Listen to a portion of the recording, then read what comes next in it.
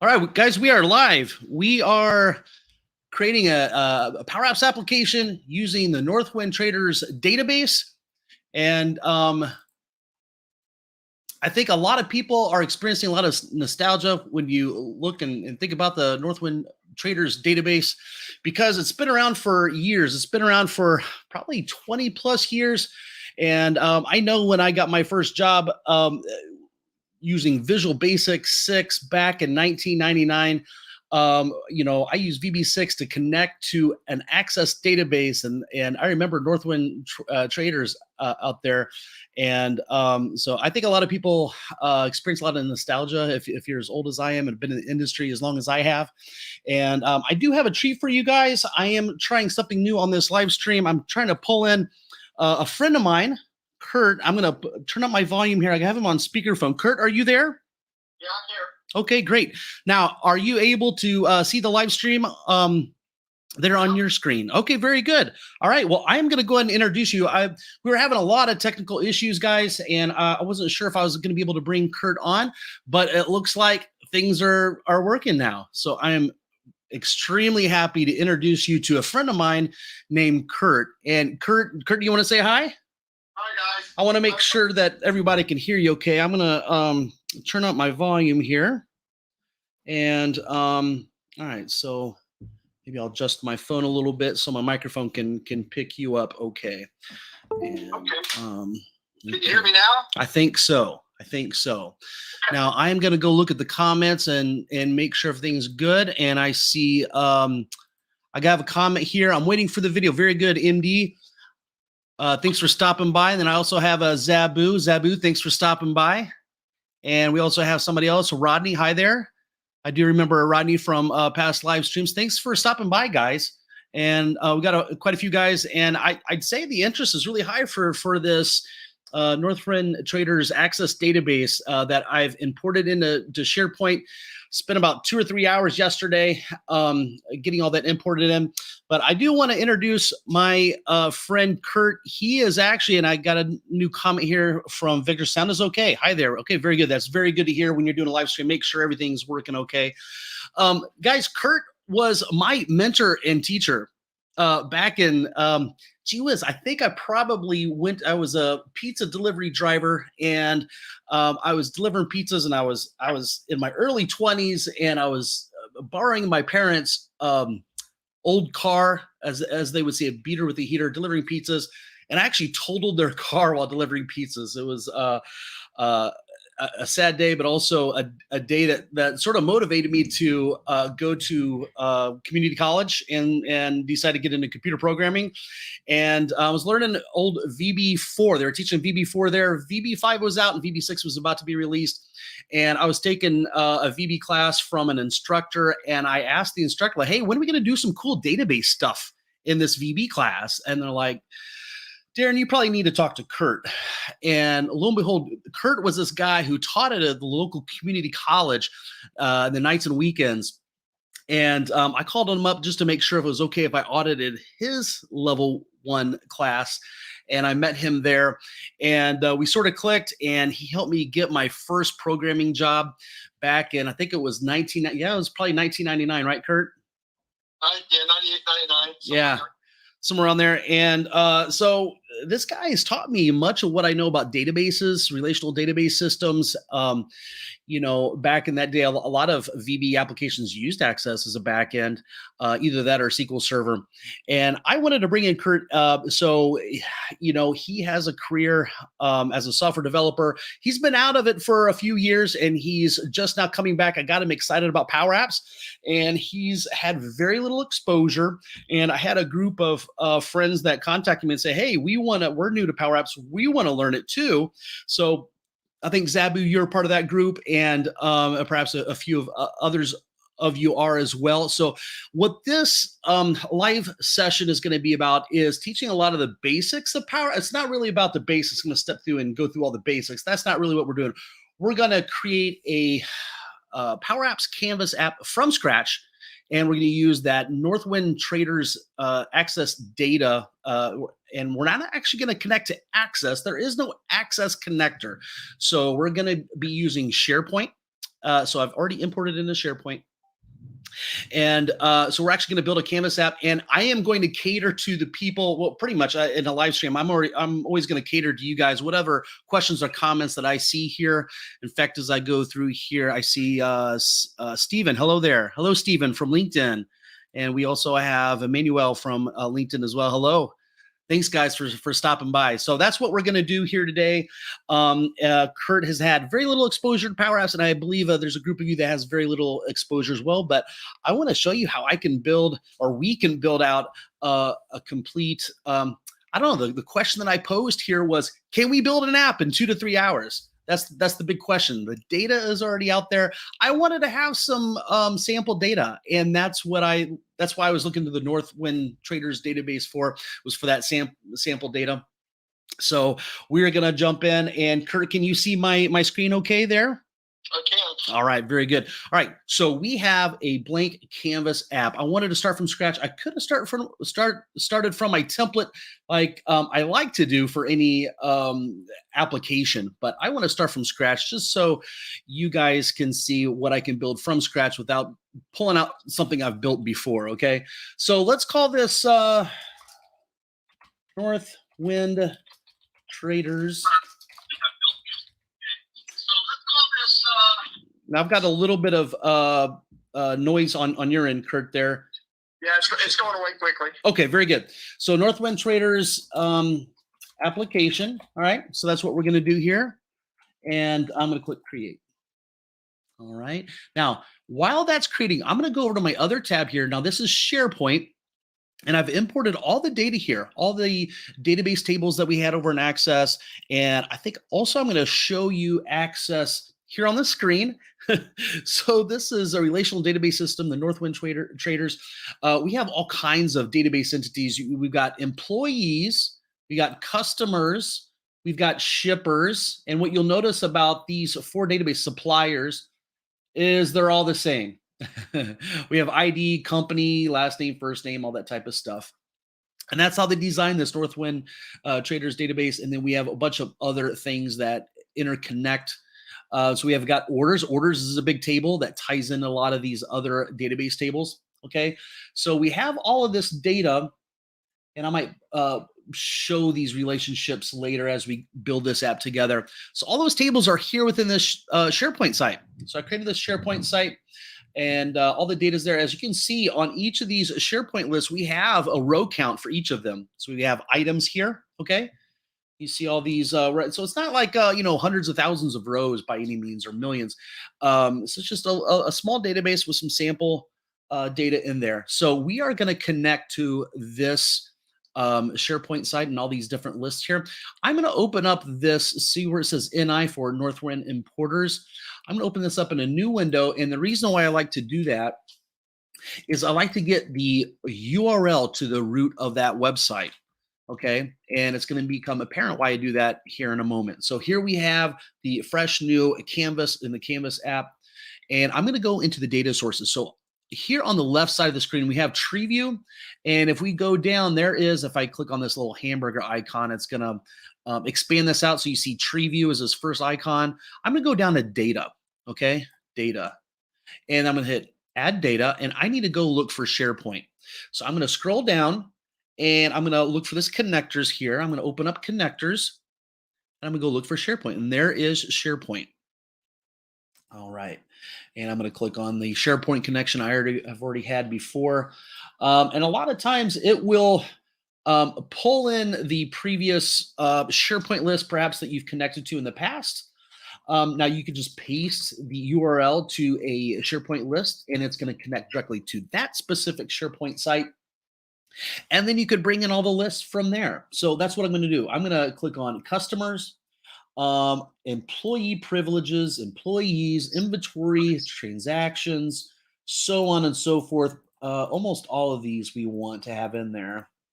Now, when you create a new SharePoint site, it's going to, if I scroll up, see where it says documents, every SharePoint site has a document library called documents. So I'm not going to import that, but I'm going to import pretty much everything else. Okay, and then I'm going to click on connect, and it's going to create all those connections off there to the left side, and it's going to bring all of these in. Okay, Darren, can I ask you a quick question? Absolutely.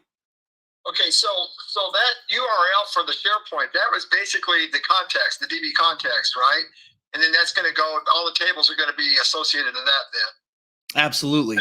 Absolutely. Okay. So, yeah, Kurt and I come from a C# .NET background, and we have something called a DB context in our coding background, where all of our different entities, our database tables, are sort of attached to, or that whole connection is sort of wrapped up into a database context.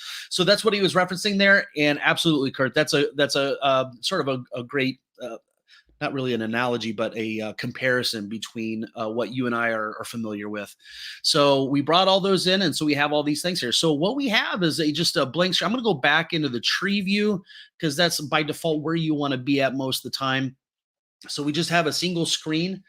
So I've got an idea, guys, which is we really need to create a menu because we're going to have probably at least 10, 12 screens here for all these different entities. And the very first step is to create, in my mind, create a menu, because you need to have a really nice and easy way of getting around creating your own menu component. So there's no menu in Powerapps. So this is one of the things. I do have a free resource out there, a free guide, a PDF. It's about 50 pages, and it's called the 10 things that you must know about Powerapps. And a lot of my YouTube videos have links to that so you can get that free resource. And I point out to, it's like, yeah, so these are the 10 things. One of the things that I mentioned is there's no menu in Powerapps, and you need to build your own or attach or get one that somebody else has created on the internet. I always like to create my own because I like to fully understand everything that's in there, and I want to be able to fix any problems that come up. Okay, so what I'm going to okay, so Victor has a question: menu component.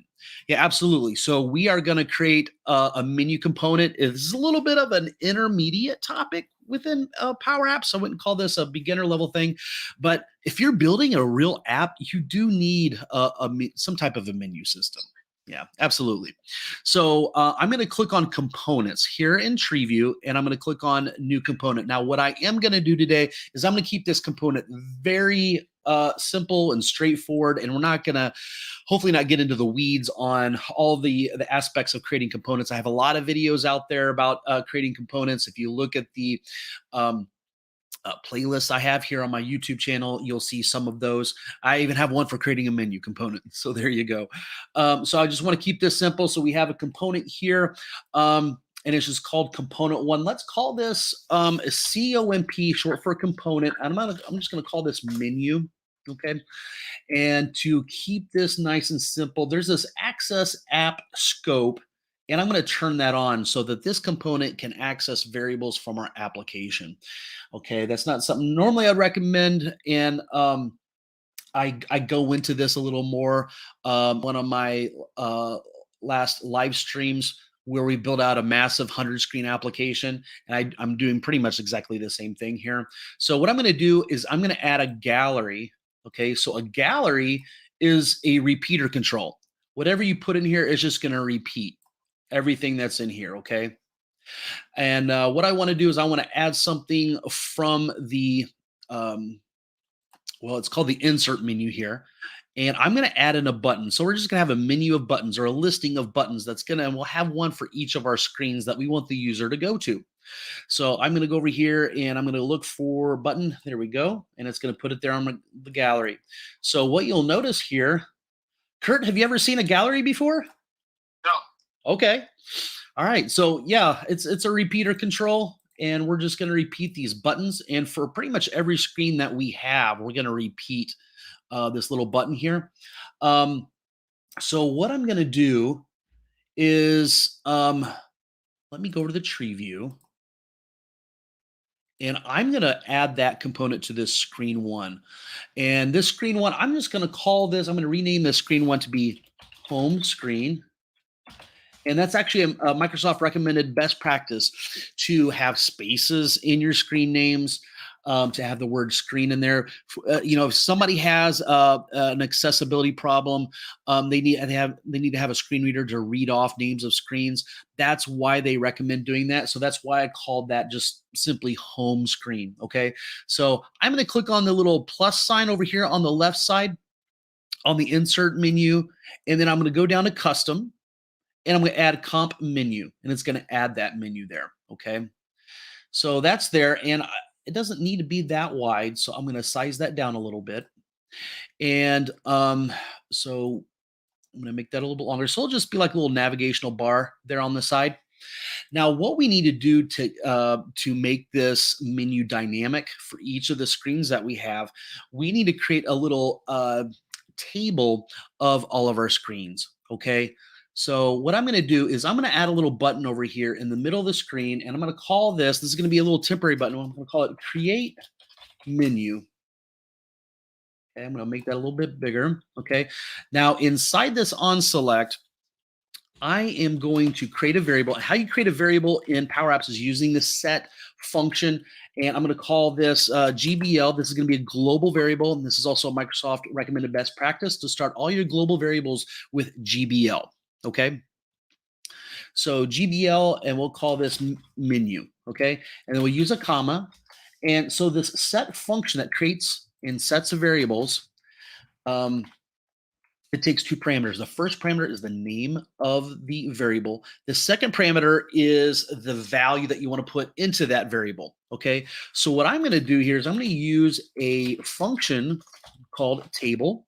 And if you can guess what a table function will do is actually just create a table in-memory table value for you, okay?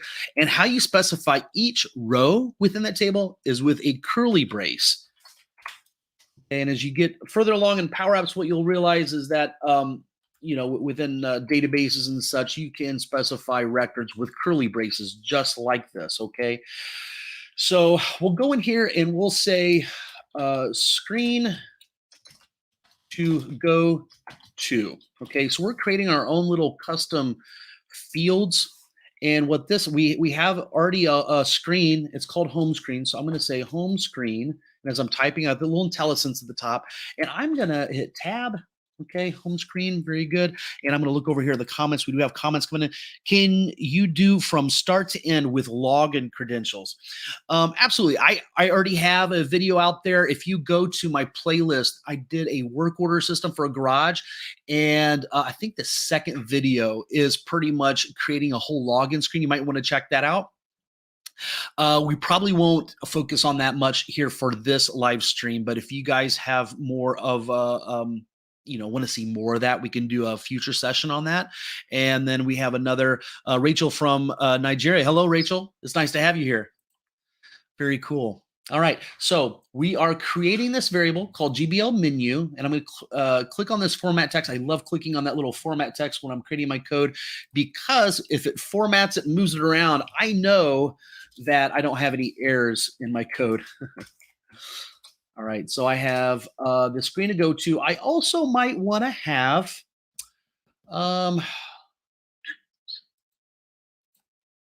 you know, we might want to put in here some other information, but I think for now we're just going to try to keep it simple. Just realize that we could have other things, like we could have like an ID, and we could say one. You know, you can specify all kinds of columns. Fields and then their values. Okay, so let me just create a new screen. I'm going to go up to here at the top where it says new screen. I'm going to click on blank. Okay, so now we have a screen two. I'm going to go back up here to the home screen. I'm going to click on this little button here that we started creating this code to create our menu. And I'm going to copy and paste this little curly braced record here. And I'm going to use a comma to separate the two of them. And I'm going to do a paste. So this ID will be 2. And the screen to go to, in this case, will be screen 2. And we won't leave it like that. It's just temporary. So we've got 2 items in there, okay? And what I'm going to do is I'm going to run this application. I'm going to click on this button, create menu, and it's going to create our variable. At this point, I can go over to components. And if anybody on the line or watching this live stream, if you are a absolute beginner with Powerapps, I'm going to let you know, if this seems a little too fast paced, a little too advanced, don't worry. It's gonna in order to create a menu, we have to sort of do this, and it's really basic to an application. And we can go over this, and after we build this application, we go back and talk about it. It's really going to seem quite simple, I believe. So just sort of hang on and bear with me, okay? So right now on this gallery within our component, it's called Custom Gallery Sample. So that's just a little. If we open up this code window and double click on this value here, it says it's of type table. And there's just some sample data down here, and that's what that's used for. But we don't want to use that. We want to use our global menu variable, okay? And there we go. Now, do you notice we only have 2 buttons in our gallery because there's only 2 records now? And what we want to do is we want to click on our button, and we want to tell this button that its text should not be a static string literal value. We actually want to pull in, we want this to be data driven. So within a gallery, we're going to use a keyword called this item that's going to reference the currently, whatever the current record is for that row. We'll say this item dot screen to go to. So that's actually the screen itself. And a screen object has a property called name. And that's what we'll use. Okay. And we'll probably make this a little bigger. Now, what we could do to make all of this really dynamic. So this is a gallery here. I could make the width of this gallery to be to use the width of the parent. So I can say parent.width. Okay, so we'll do that. And then also for this little text box, I'm going to put it in the upper left corner, and I'm going to make its width to be dynamic. And I'm going to say parent, which is the gallery, and a gallery has a property called template width. Okay, so we'll take up all the space there. And the button's height is 40, and I think that most of the time looks nice. So for this gallery itself, I'm going to set this up to be maybe 40 as well. Okay, so now that's all set. I'm going to go back over to the screen. Okay, and you notice that it's going to be dynamic. So if we want that menu to be wider or more narrow, it's going to size with us dynamically, which is nice. Okay. All right. So we have that. Now, what happens if we run this and we're on the home screen and we want to go to screen 2 and I click on it? Well, nothing is happening right now. So there is a function within Powerapps called navigate. Navigate is going to allow us to move from one screen to another. It's a great function to learn about as you're learning Powerapps. And for this button here in our component, I've clicked on that button. I'm going to go up to this bar up here where it says action. I'm going to click on select, and here I'm going to use that navigate function. Navigate. Okay, now what screen are we going to navigate to? Well, this needs to be dynamic. So we need to pull in this item, which is the current row, and we'll say screen to go to. Okay. And that should work now. So if I go back to my screens, I'm going to hit F5 or click on that play button. I'm going to click on screen 2, and look at that. We've gone to screen 2, and we can't go back because we don't have the menu on the second screen. So, Kurt, what do you think about all this? Well, it's pretty cool. Now, Kurt, I remember back in the day, man, we used to create components with Visual Basic, and we did all kinds of really cool components. I remember we created our own button controller. You remember all that? I do. Yeah. I do. Yeah. So far, this is what we're doing here, huh? Yeah, we're creating our own component, and we'll be able to reuse it. And I'm sort of thinking eventually Powerapps is probably going to have its own menu control. I sort of enjoy making my own menu and customizing just how I want, but it seems like it's like this like a big whole feature set within Powerapps, you know, that you would need. So if Powerapps had a menu, some type of menu control that we could just drop in, it would work automatically. I probably wouldn't be going into any of this. I'd just be using that, and it would be fairly simple and straightforward. But okay. I've got a question, Darren. Sure. If you don't mind. Yeah, So go ahead. we have the repeater control going on there where you had 4 buttons Yeah. at that point. Can they be accessed as one, sort of like an array, to where we could highlight like change the color of the current button as you're going up and down? Absolutely. Absolutely. What color would you want to change it to? Well, I don't. Okay, so get this, Kurt. So we've got Let's this. make it green. Yeah. Make it green. Okay, so we could do this one of probably of several ways. Actually, we go over the components. We go over to this button. We could just make it green. But what you want to do is you want to make it dynamic, right? Or do you want That's right. or do you want the hover just to change green? No, what I'd like to see is the actual letters turn green as you're going across the button.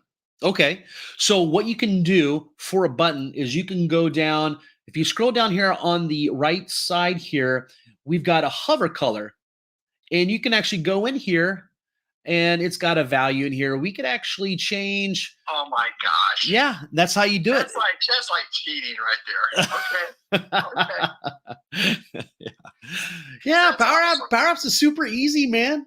That's awesome. Yeah, but I could probably do something that will blow your mind here. When we created this menu, we could create a little color property, and we could have each screen have its own individualized color if we wanted to, and then we could tie into that dynamically. So I thought I'd mention that since you're talking about changing colors. Yeah. All right. So what we have here is we've created our menu.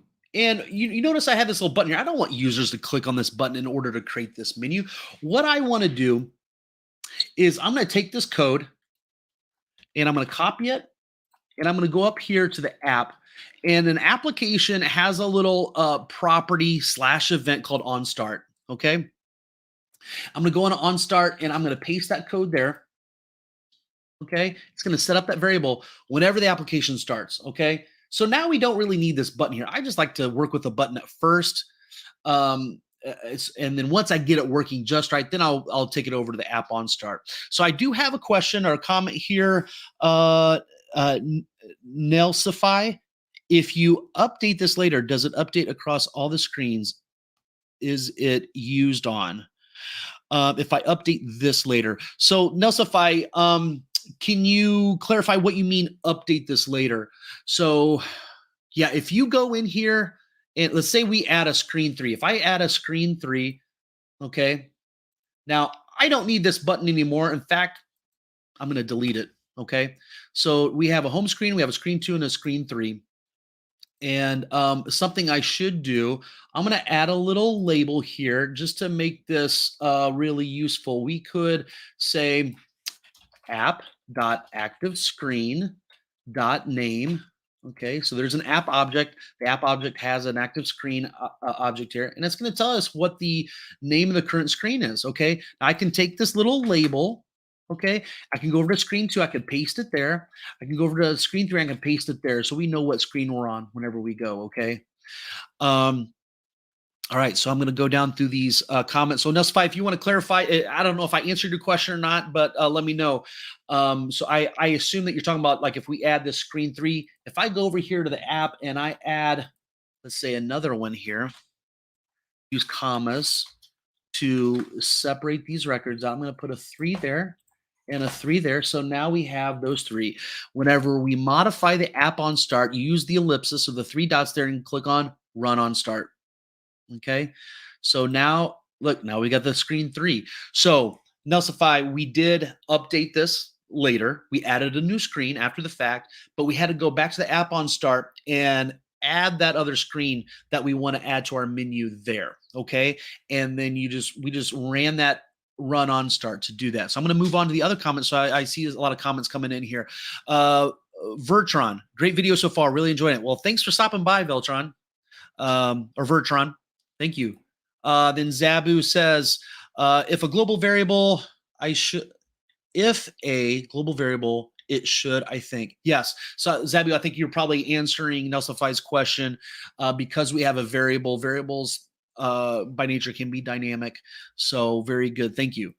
And then Nelsify, if you add the menu to every screen, then change the menu component. Does it update across all screens? It does. It does. So that's actually a great next step. So let's do that now. Okay.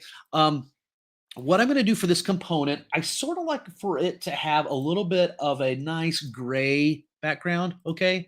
And then I'm going to go over here to screen. So you can see this bar has got this nice gray background. So it sort of differentiates it from the rest of the screen, which is nice. Now on screen 2 here, we don't have the component. So I'm going to go over here to the hamburger menu on the side. I'm going to go into insert and I'm going down to custom. And there's our comp menu. There we go. Okay. So you notice that it's like really wide. So we could do several things here. We could just sort of eyeball it, which probably isn't a good idea. And I'll show you that here in a moment. I'll go down here to screen 3 and I'll add one here. Okay. Now, as we move around, let's see what, I just dropped it over and sort of eyeballing it. If I click on home screen, it sort of moves around. It just sort of looks sort of jerry-rigged or it doesn't look very professional, does it? And then Nosify says, awesome, thanks. This is what I've been missing from my Powerapps. Well, awesome. That's great to hear, man. Thanks very much. I appreciate that. Let me show you what I would do if I'm building this app and what I'd recommend for you guys. You know, over here in the app on start, we've got all these variables, right? Let's just set up ourselves a nice global variable by using that set keyword. And we're going to create a variable called GBL, and we'll call this menu width. Okay. And we'll set that. Well, let's go to the home screen and see what width we currently like. It's currently set at 210. Let's just make this nice, and just in case we have a long screen name, we could have it in there. Let's make it 250. Okay. So we could set that up to be 250. Okay, now we could do this one of a few ways. We could just, well, we need to run that app on start. Okay. Over here in the component, because this component, we've set this access app scope to on, this component can access all the global variables from the application itself. So we can just set this thing up for the component for the width, just to use that variable. Okay, we could do that, and that would probably solve a lot of the problems. Now, whenever I build my apps, I like everything to be dynamic, and I'll set up properties within the component and pass those through. It's more of an object-oriented type of thing where you don't want a component to be able to access scope from other components willy-nilly. You want to be able to pass those in. And wouldn't you agree with that, Kurt? When you're creating components, you want that encapsulation, right? If you're an object-oriented programmer. That's right. Yeah. So it sort of violates that, but you know, here in the Powerapps world, sort of like in the movie The Matrix, we sort of bend rules here and there as we see fit. Now for these other menus, I'm going to remove this menu and re-add it, and I'm going to see if it sort of ties into that variable that we have, and it did. And what you'll also notice for the screen 3, the width is sort of messed up. That's because we manually set it to something other than the default. So I'm going to remove that and re-add it as well. Okay. Something else that I would want for a menu is I would want it to take up the full height of the screen.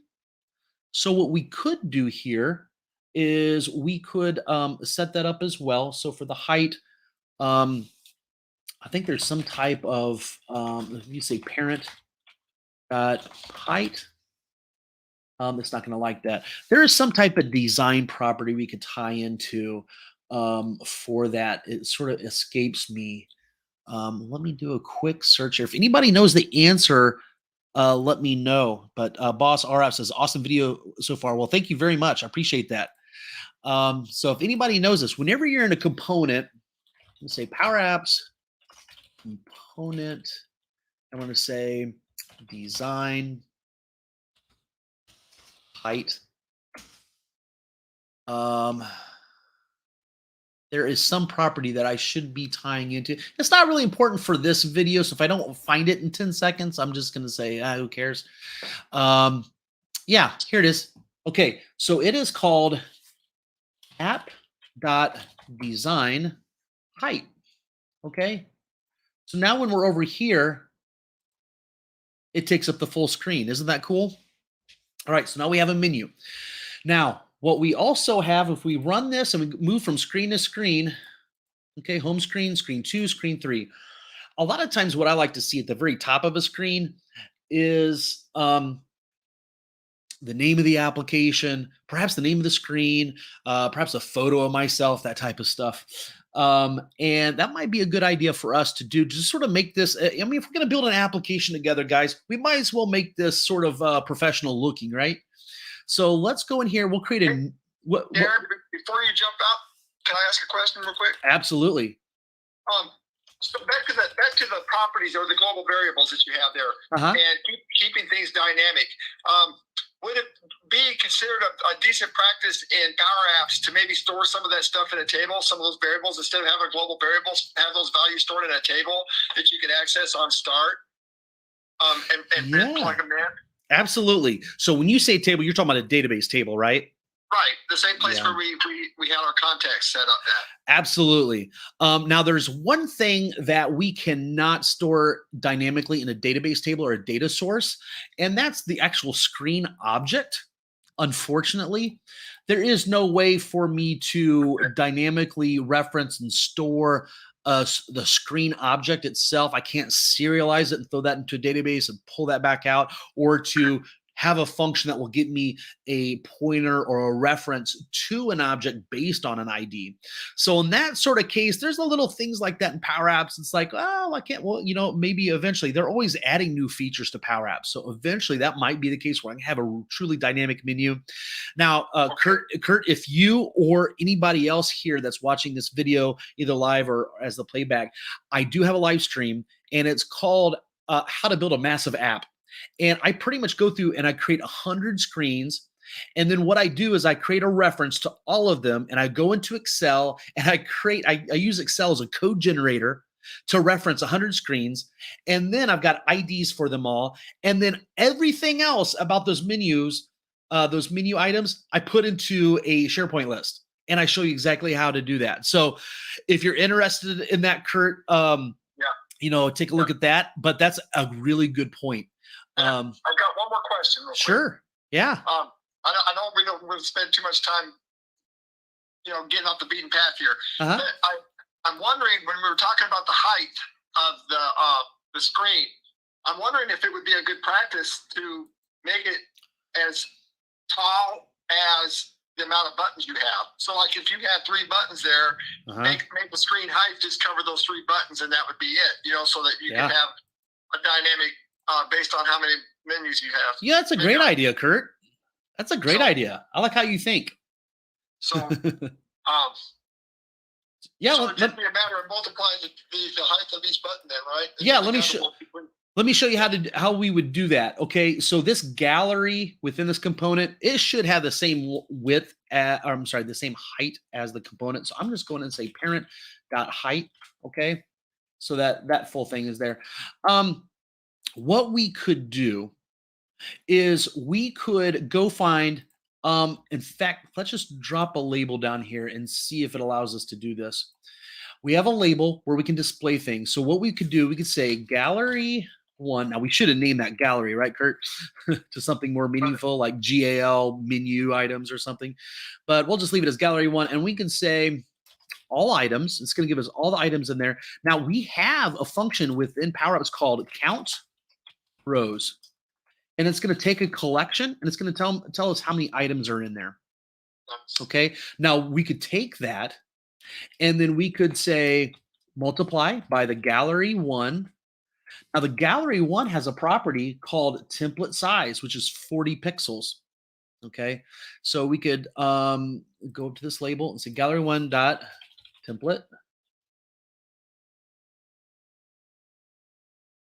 What did I say it was? It was template size. Let's see if I can reference that here. Template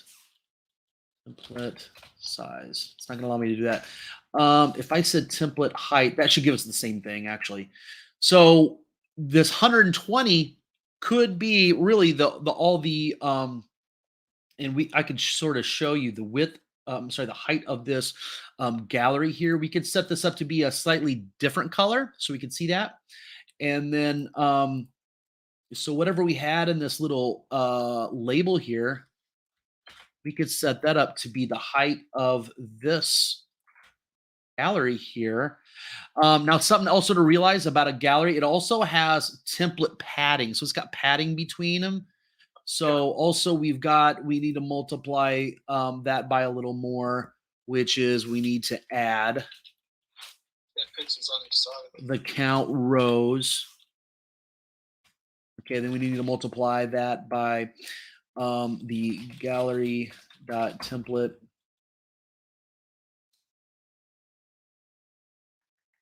padding.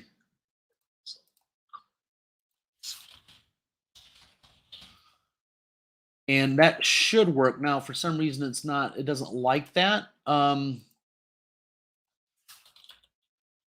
could just eyeball it and just have a gutter width of like say 10 pixels on each one, right? Yeah, you could. Yeah. I mean, I like things to be as dynamic as possible, but absolutely.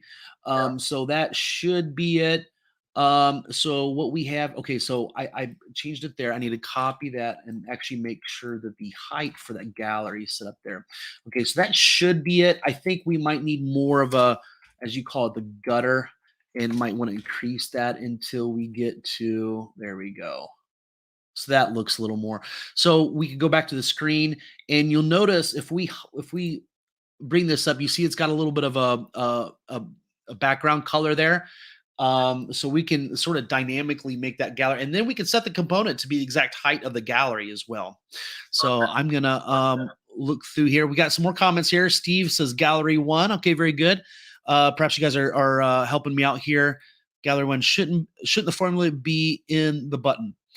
So Toby, well, welcome. Thanks for coming by.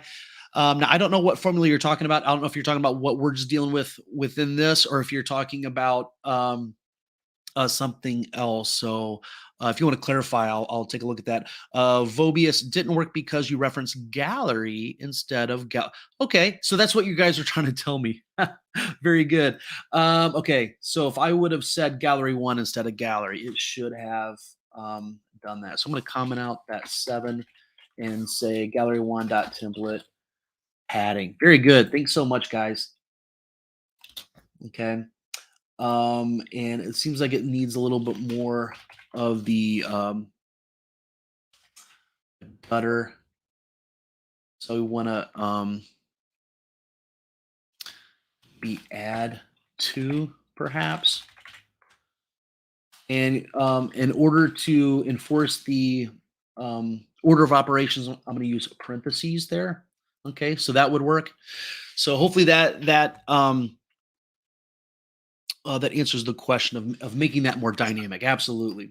All right, so I'm going to remove this gallery here, and I think I'm going to leave this. Now, I might want to make this gallery's background color, not that weird color.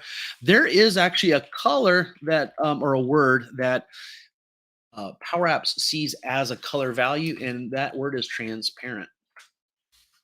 Okay, so if we go here, it will be transparent. All right.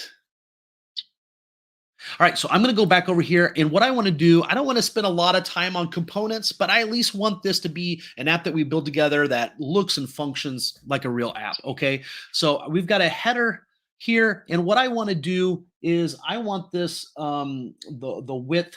If you look at the settings for this application,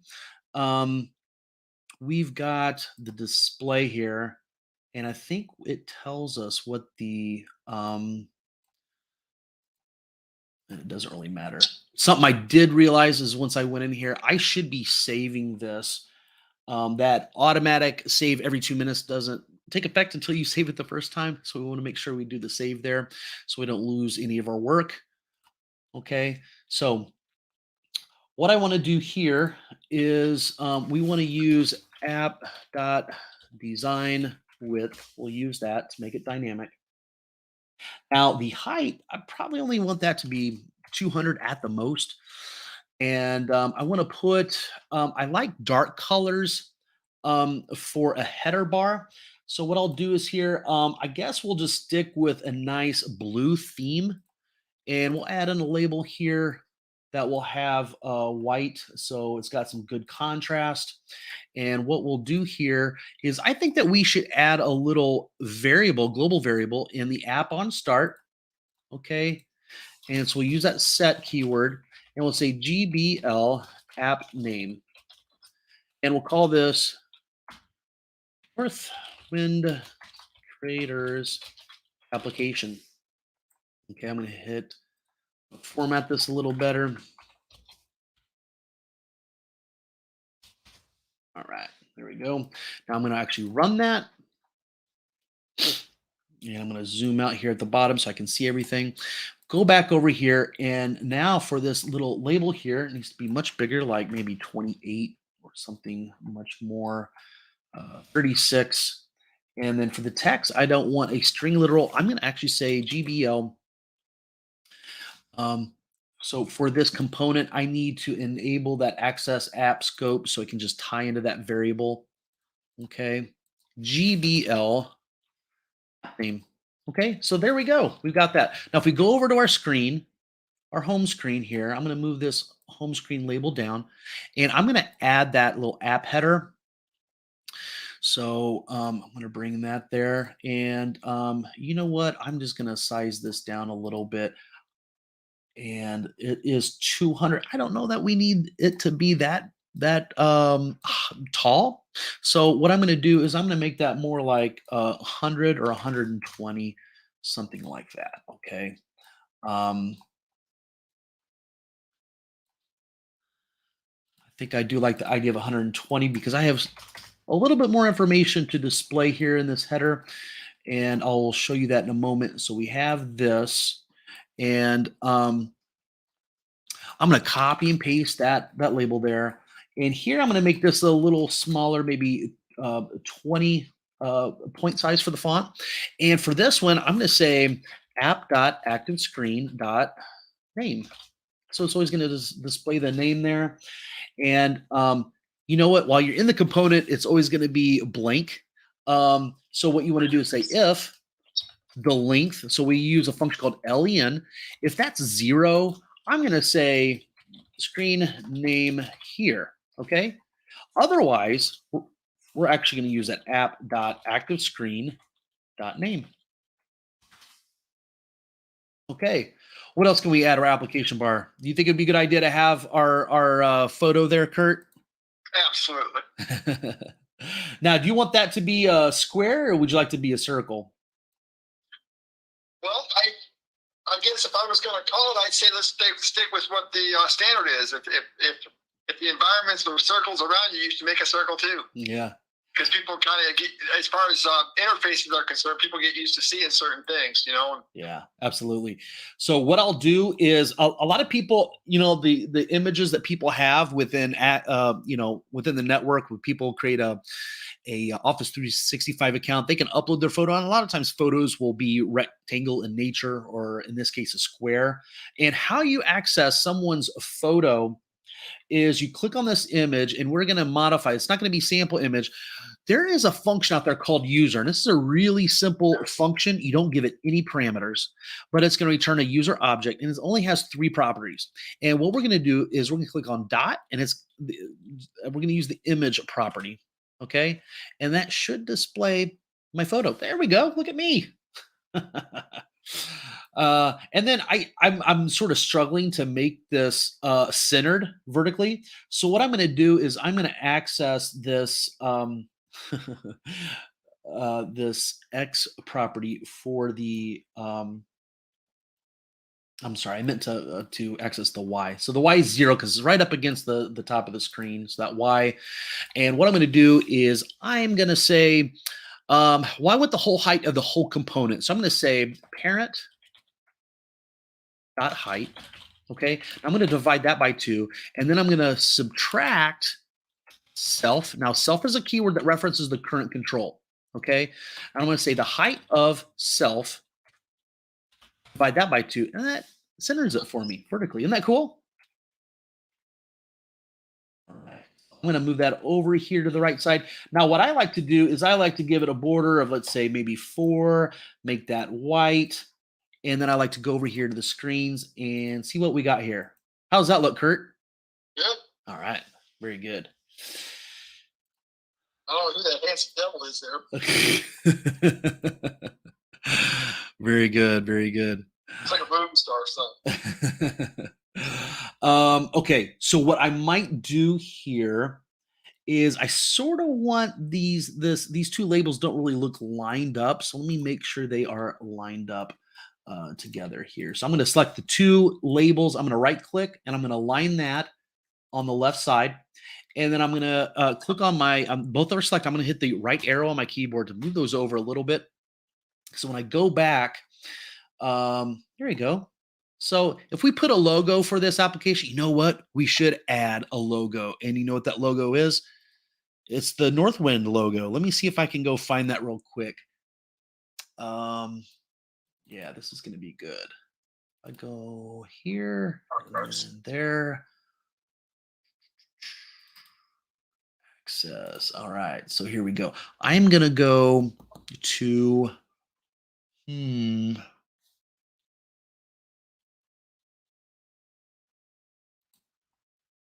Okay, so if you want to add multimedia to a Powerapps application, go down here to media. We're going to upload a file, and these are images of a bunch of people I was using for another app. What I'm going to do is I'm going to go to a completely different folder, and I'm going to upload. Okay, it's called Northwind. So if I click on that image, here it is. So you can add images very easily to Powerapps. Okay, so that is called Northwind. Now, typically, I like to, I'm sort of inclined to delete it because I always like all my graphics to be prefixed with GRA. Okay, so I'm going to remove that just for a moment. I'm going to re-upload. And when I do this, I'm going to say GRA for graphic. Re-upload it. Okay. So now if I upload any images, photos, I'm going to have a GRA, and there we go. So I think on the home screen, I'm just going to display this nice and big. And we don't need this home screen anymore because we have that up in the app bar. Okay. So we got Northwind Traders, and we might want to add in here a nice little border to it. Okay, now we got all kinds of different shades of blue here. It's almost getting out of hand, right? But I think we're okay now. I don't want to focus too much. I want to get going on actually building the app and connecting the database and doing all that type of stuff. But what I wanted to show for this component, for this header bar, is what we could do is we'll just add over an image here on the component. We'll say media image, and we'll add that over. Okay. And we will just connect to that Northwind. And there we go. And we can make that a little bigger. Okay. So what do you think of that? It doesn't look too bad, does it, Kurt? It was professional, man. All right. And if this is just going to be a splash screen, if this is the only thing that's going to be on the screen, I'll probably center this, make it sort of nice there. And then, okay. All right, here we go. We have got all this stuff in here. Now let's tend to this screen. We'll rip out this label. We will, you know what? I'll just do a copy and paste. I'm going to go over here, select this component. I'm going to go over to screen 2, paste it here, move this guy down. Okay. Go to screen 3, paste that. Well, we want to delete that label. Don't need that. Move it back up. Move this down. All right, there we go. And now, something else I like to include on an app bar, and it's going to bug me any moment now as we're messing around here, is I always like to have a back button on every screen. I don't know if everybody else likes to do that as well, but you can insert an icon right here from the top. We can add it, and we can add a little icon. We'll make it white, like everything else here on this component. Now we have this icon. Now we don't want to use a plus sign. We want to go over here, and we've got like probably 100 or 2 different icons we could choose from. Over here for these icons, I'm going to do a search for the word back, and there we go. And for that little icon, for the on select, we can put some code in here, and we'll just use the function called back. How easy is that? I'm going to run it, and I'm going to click on screen 2, screen 3, back home, and I'm going to click back and make sure that all works, and it does. Any questions or comments, Kurt? What do you think of that? I just think it's awesome. All right. All right. Well, let's look at our database here, because it's time to start connecting to some data. Wouldn't you agree? Would agree. All right. So we have Yeah, this is our ERD, our entity relationship diagram. Okay, so what's a good entity that we could just start in on? Which one we got? Employees, customers, shippers, suppliers. Is there one that you'd like to start on here, Kurt? Let's start with employees. Employees, very good. I'm going to minimize that. And you know what? Let's go over here to screen 2, and we'll call this the employees screen. And we'll probably, I'm trying to think how many screens we'll have. Sometimes you can have all the stuff on one screen. Let's say like a listing, a pick list, or a list box, or a gallery, where you've got the whole list, and then on the other side of the screen, you've got all the edit boxes, so you can edit the records there. And I think we might try that and see if we have enough space. I'm just going to call this employees screen for now. Otherwise, if I was going to split that up, I might have an employees listing screen and then another screen called employees edit screen that will actually edit one record. So what I'm going to do is I'm going to try to do both in one for now. And now our menu is messed up. Okay, so this is a good learning experience. Experience is what we get when we don't get what we want. I'm going to click on app, and something is messed up in the app on start. Okay, or something changed. What changed was this code here was automatically changed for us, which is nice. We would want that to be changed. So we changed it from screen 2 to employee screen. And Powerapps recognized that the code in the app on start changed. So it messed up these variables. Okay. So we need to rerun this app on start. Okay. And now we've got it back. So now I'm going to click on employee screen, and now we're on the employee screen. Okay. So the best way of listing out data is with the gallery control. So I am going to add a new fresh gallery, and I'd say 90% of the time you're going to want to stick with this blank vertical. I don't like going with these 3 on top. They try to put controls in there for you, and a lot of times you end up just ripping them out or messing with them, and there's a bunch of errors because it's all dynamically positioned. I recommend starting with this blank vertical. Now I'm going to move it over a little bit. And the first thing that I like to do, if I click off of that gallery, it's just this weird add an item, and you got this weird scroll bar. The first thing I do with the gallery is I go over here and I give it a little bit of a border so I know where it starts and stops. Okay, that's the first thing I do. And then perhaps the next thing I would do is actually connect to the database.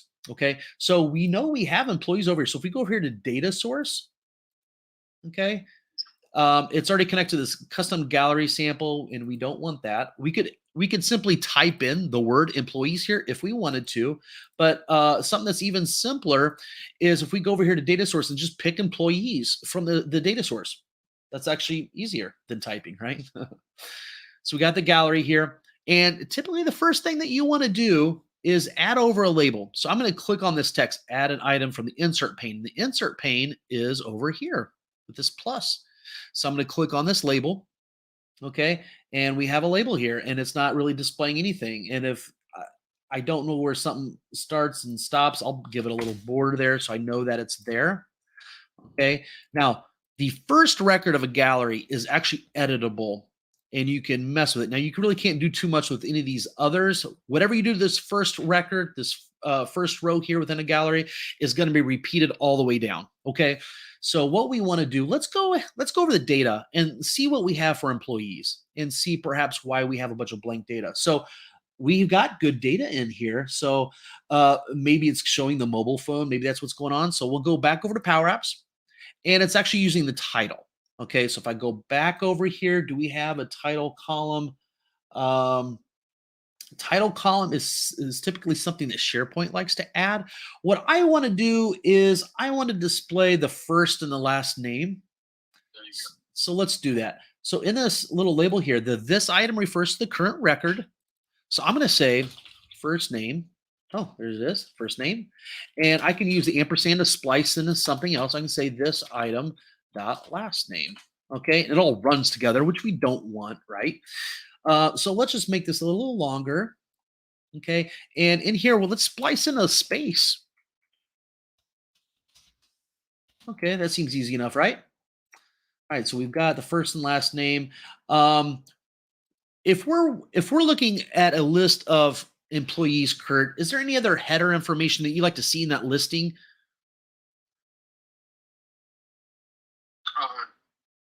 I'm thinking, I guess we could, email address maybe be good. Okay. Maybe. Yeah, Maybe. let's do that.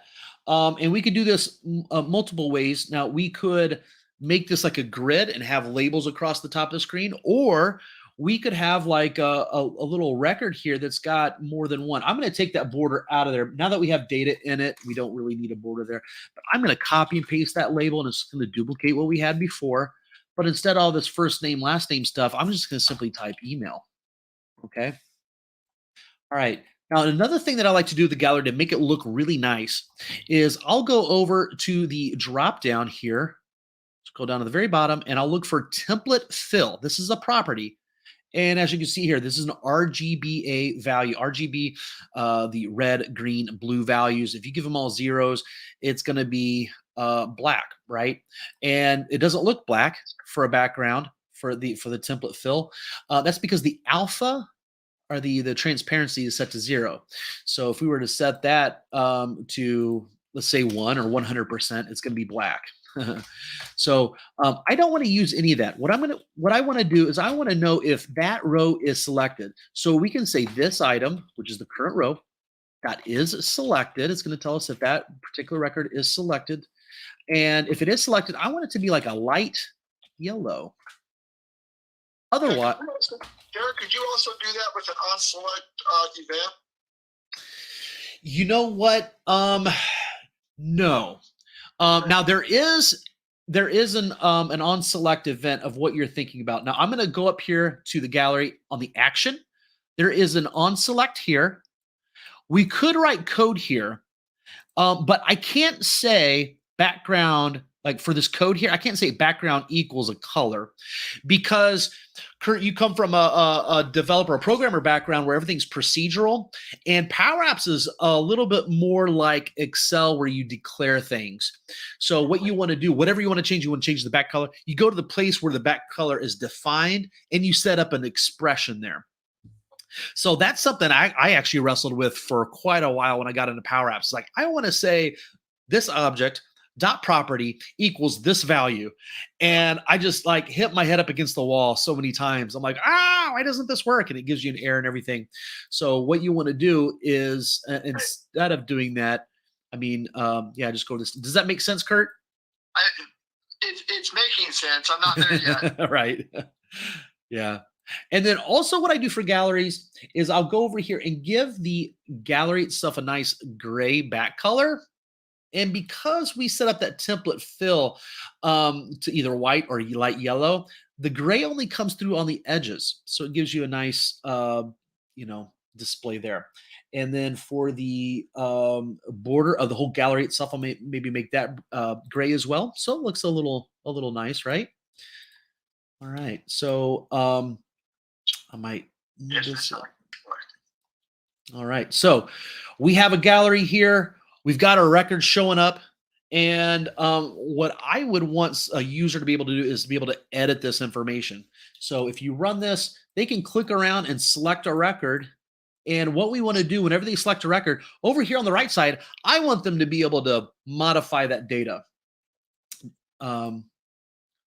So what I'm thinking is I would insert, now, Kurt, years ago when you were developing applications, is that something similar to what you would do? What's that? Well, you're setting up like a screen within your application, a database application. You've got a listing maybe off to the left side, and then they'll allow them to edit it on the right side. Absolutely, yeah. Okay. It's good design. Very good.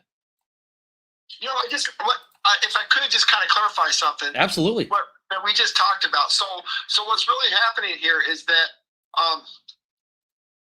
the program, you're sitting in the label, and it doesn't know where it's outside of, it's just in the label at this point. So when you're saying this item, when you're talking about this item and you're dealing with that, it's not aware of its outside surroundings then, really. It's all done on the object itself that you're currently in. Yeah. Absolutely. Yeah, that label doesn't know anything. It says, give me what you want to display. And then when we say this item, well, that this item is specific to the gallery. And then that gallery says, okay, you want this item. Here's the record. And then whenever you use that dot, it actually gives the property value of that current record, the underlying database record. And like, and that's kind of the way we're going about Powerapps throughout the whole thing, right? yeah. See that? Okay, that kind of helps a little bit, I think.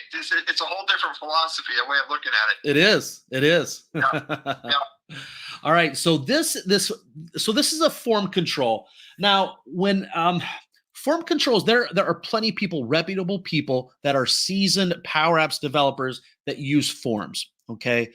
I typically don't like to use forms, but if you're a beginner, you really need to learn about forms, because it's sort of like, in my mind, at the very least, maybe training wheels, or it's really a fast way of doing it. And in fact, it's so fast. It's like, I don't even know that we could build out much of an app if we're going to do it the way that I typically do it, which is with a patch function.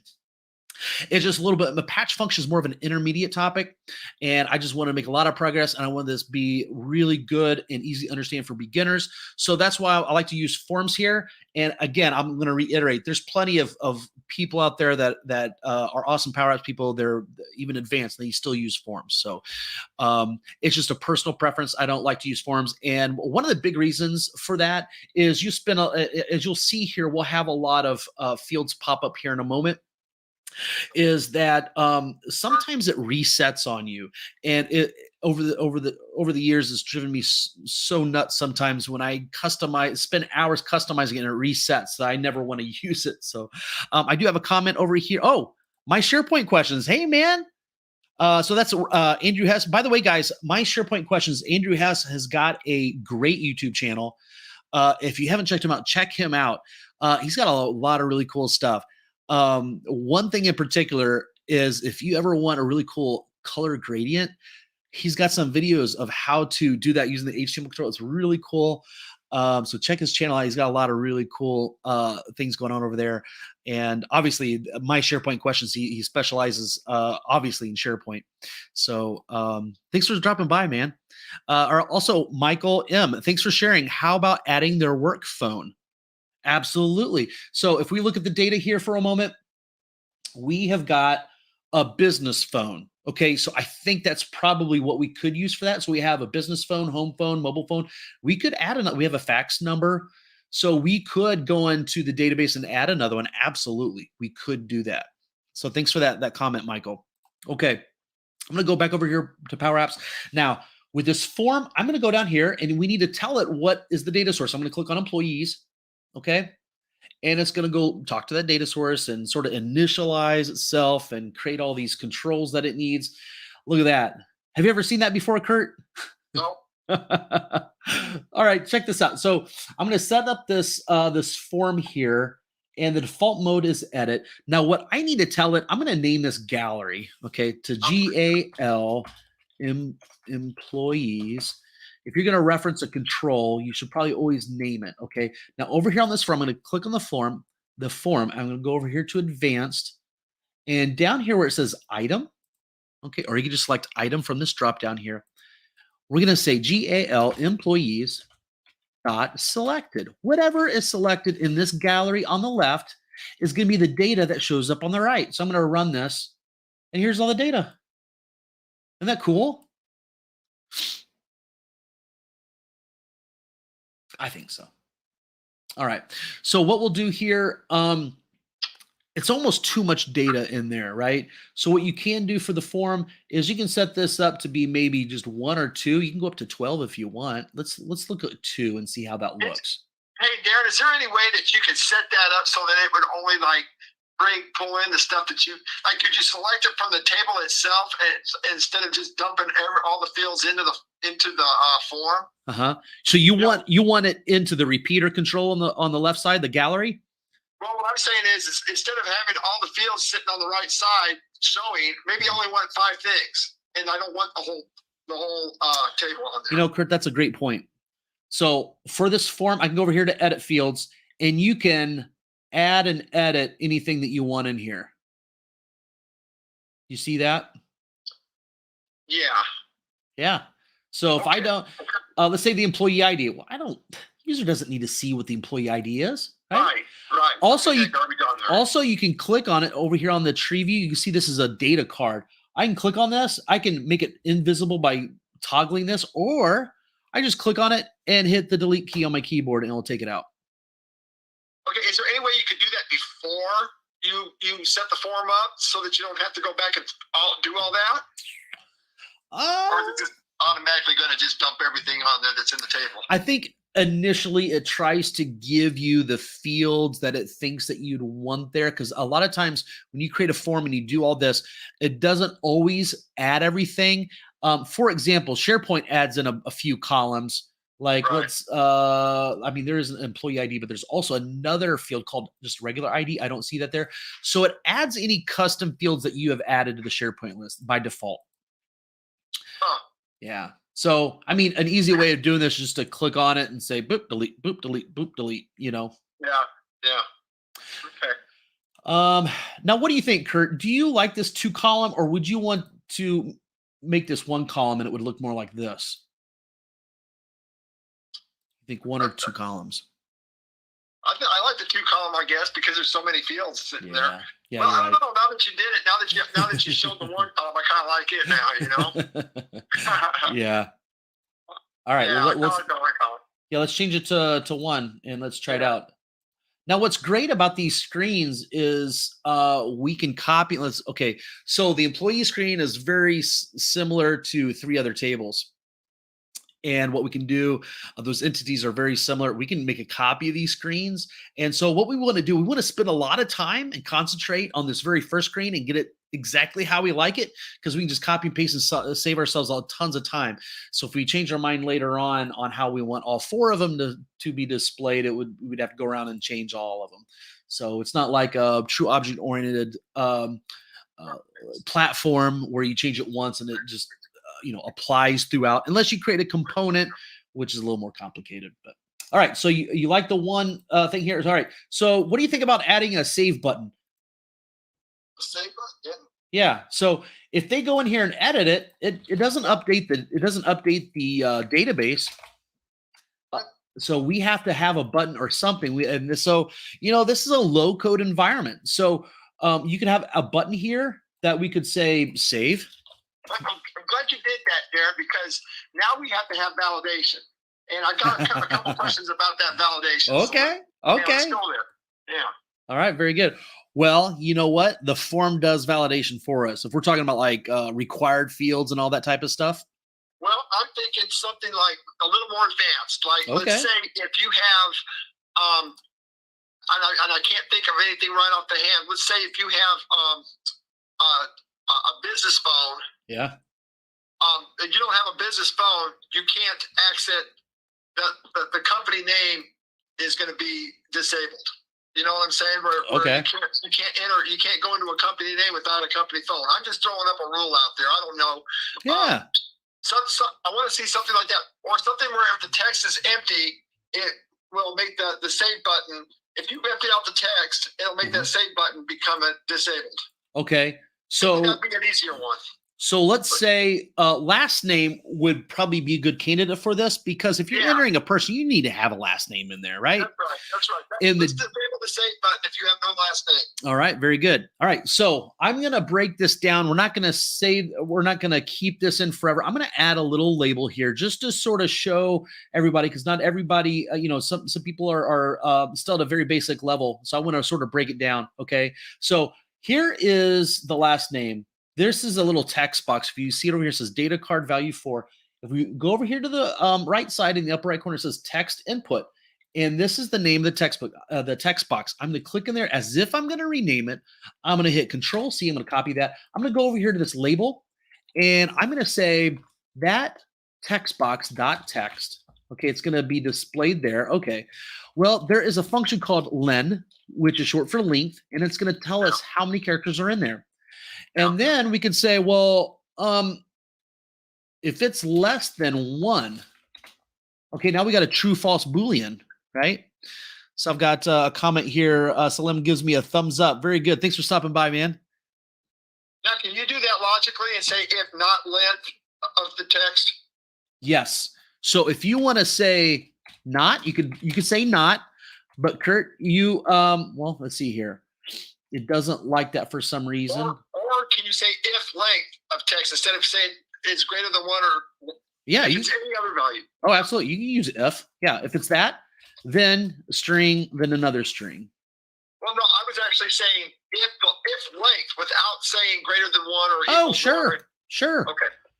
What do you want to say there? So the length is a number, but the first parameter of an if statement has to evaluate to a Boolean value. So if you say greater than 1, just put right there. That right there should be a Boolean value then, right? Because if there's any length to the thing, it's going to be a number. Well, length is true. Length returns a numeric value, and what we need is a Boolean. Okay, so it doesn't translate 0 and 1. Like, so in other languages, that's the point I was asking. Yeah. In another language, any other number but 0 is going to be true. Yeah. 0 would be false. That's a good point. Absolutely. So yeah, they don't do that type of stuff. And in fact, I think, I mean, it's not giving us an error right now. Let's say true here and false here, just to see what I'll put exclamation points in there because I'm not trying to like generate a Boolean. Yeah. Okay. Maybe I've just never tried it, Kurt. Okay. Oh my goodness. You're right. You're right. It works. Yeah. It does. Look at that. 0 gets converted to a false. Oh my goodness. So 0 should be false, and any other number, it could be 50 or it could be 1, should be true. Yeah. Look at that, guys. So, You learn something new every day. But it won't let me put not up there, huh? It won't say if not length. If not LEN. Okay, well let's try that. Let's say not. Put not in front of LEN. Yeah, so that works. So what I was about to say with that not keyword is you have a choice in Powerapps. It's sort of cool. If you like that bang operator from C# or from I believe JavaScript and other languages, C, C++, the bang operator, the exclamation point is a not keyword. Or if you more like the VB type of person, you say not. Oh, it will let you use the exclamation mark too. Yeah. Nice. Isn't that cool? Now, does it have a modulus? Does it have a modulus operator? Yes. Okay. And that is, you know what? You're stretching me here, man. Say Powerapps mod function. Let's see if that is actually out here. Mod. Yeah, it's called mod. Okay. Yeah. So that's going to return the remainder. Yeah. Right. Yeah. Of a division. Right. Okay. All right. So we've got this, and what we're going to do here, do we want to keep in not in there? Okay, so let's say. Well, sure, it's good code. All right. So we'll keep that in there. Now, what we want to say, we want to actually copy this over here for this button. The button has a display mode, okay? And this display mode, this is an enumerated value, okay? Right. Isn't that cool? Yes. So instead of it being a specific value that's sort of hard-coded, we're going to use this, and we're going to cut this display mode edit, and we'll say display mode edit, and then a display mode dot disabled. Okay. And I'm going to hit format text. Look at that. I'm sorry. Go ahead. I think we might need to reverse it though. Because if I add something in here, see that? So maybe take out the not keyword. You okay with that? You can do that, or you can reverse the edit and the other. Yeah. The question I have now is, since it's an enumerated values, can we use the enumeration? Can we use 0 or 1? I don't know what we can get away with. You know what? You know what's funny? So this is the coder coming out in you, Kurt. You want to get at the underlying values and manipulate those, which is really cool. So I just wanted to tell people what. Okay, so we've got edit. Trying to think. If I use value, there's a function called value that gives me a numeric value of that. Okay, so it doesn't look like that. Now I've seen It said, this is taking you too far off the beaten path Yeah. for we can work on Yeah. this later. This is something we can do later. yeah, You know, it's not that important. but it's good. I mean, it's sort of cool to go down these little rabbit trails and sort of explore the language and see what we can do, what we can't do, right? Yeah, I just thought maybe you were out of hand. We could, Yeah. So, All right. So right now, listen, right now, if we take last name out of there, it's going to be disabled. Okay. Might be nice to actually tell them why, that type of thing in a thing here. But I mean, if they're not filling it out, typically users are used to not being able to hit save unless they actually filled out some stuff there. So that's what Steve over here is sitting next to me. He just asked me, would it be cool to have a pop up if to show him that it was required. yeah, and that could, if we actually have a field that is required, let me show you what a form and what SharePoint can do for us. It can take us a long ways instead of doing a bunch of manual work. So let's go in here. So this is our employees. We're in SharePoint. I'm going to go into the list settings in the upper right corner. And this is how you modify the columns within your database. There's a title here, single line of text. And when you add a new SharePoint list, it always adds this title thing in there. Okay. And what we can do is say, require this column, require that this column contains information. I'm going to say yes. Okay. And you can give it a default value if you want. I'm not going to do that. I'm going to click OK. Now, whenever you change your database schema over in SharePoint, what you need to do is go over to Powerapps. You need to go find what you just changed. So in this place, the employees are going to click on the ellipsis or the 3 dots. We are going to click on refresh. Now, it might freak this form out. Okay. Thankfully, it did not. Okay. Now, I'm going to leave this title blank.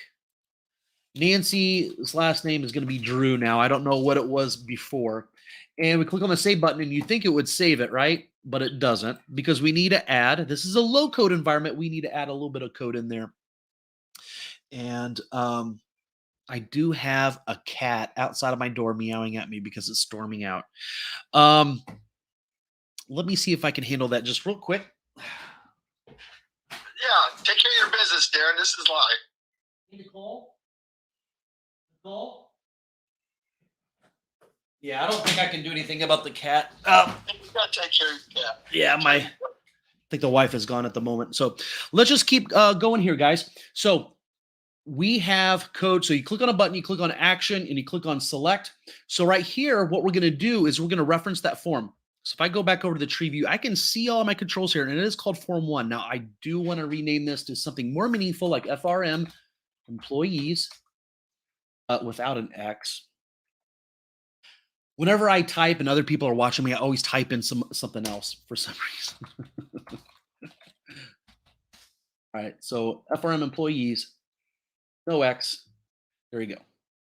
So I'm going to copy the name of that. And in that button in the on select, I'm going to say submit form. And that is a function within Powerapps, and it's going to submit data to the database. I'm going to give it the reference to that form, and it should work. So let's see if this works. I'm going to run this. I'm going to hit save.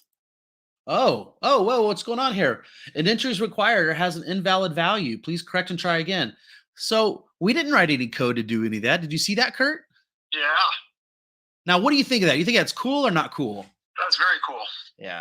Oh, it saved us some time. I mean, I could have wrote, changed the properties and put some stuff in there to make this stuff happen. But it does it automatically. I think that's sort of cool. In fact, you know what we should do? We should probably do that for the last name, right? Now, can you change the message that comes up? No. Although I haven't really tried it. I'm not really, because I have a little bit of an aversion towards forums. I used them for a few months, and then after a while, I'm like, you know what? I'm done with forums. I'm just going to do it this other way, and it gives me a lot more flexibility. But it's a little more work, and in the grand scheme of things, I find that I'm happy with the extra work that I have to do. See, I think this is a good thing for somebody that's trying to develop something right now. Yeah. And then, I'm kind of like you. I kind of go along with the life where I like to have the control over the thing, so that way I can have my own flexibility and put my own flavor of whatever I'm trying to deal with in there. And Kurt, that might be your influence over over me from 23 years ago. And so We think alike. Also, though, that turns into like a canned program type thing when you have a canned comment field or a canned field. I don't know what I'm trying to say there. That item coming up every time is a canned item. Now, your customers are probably going to at some point want something different in there, and then you're going to say, "Well, I can't." Hey, that looks totally unprofessional, you know? Yeah.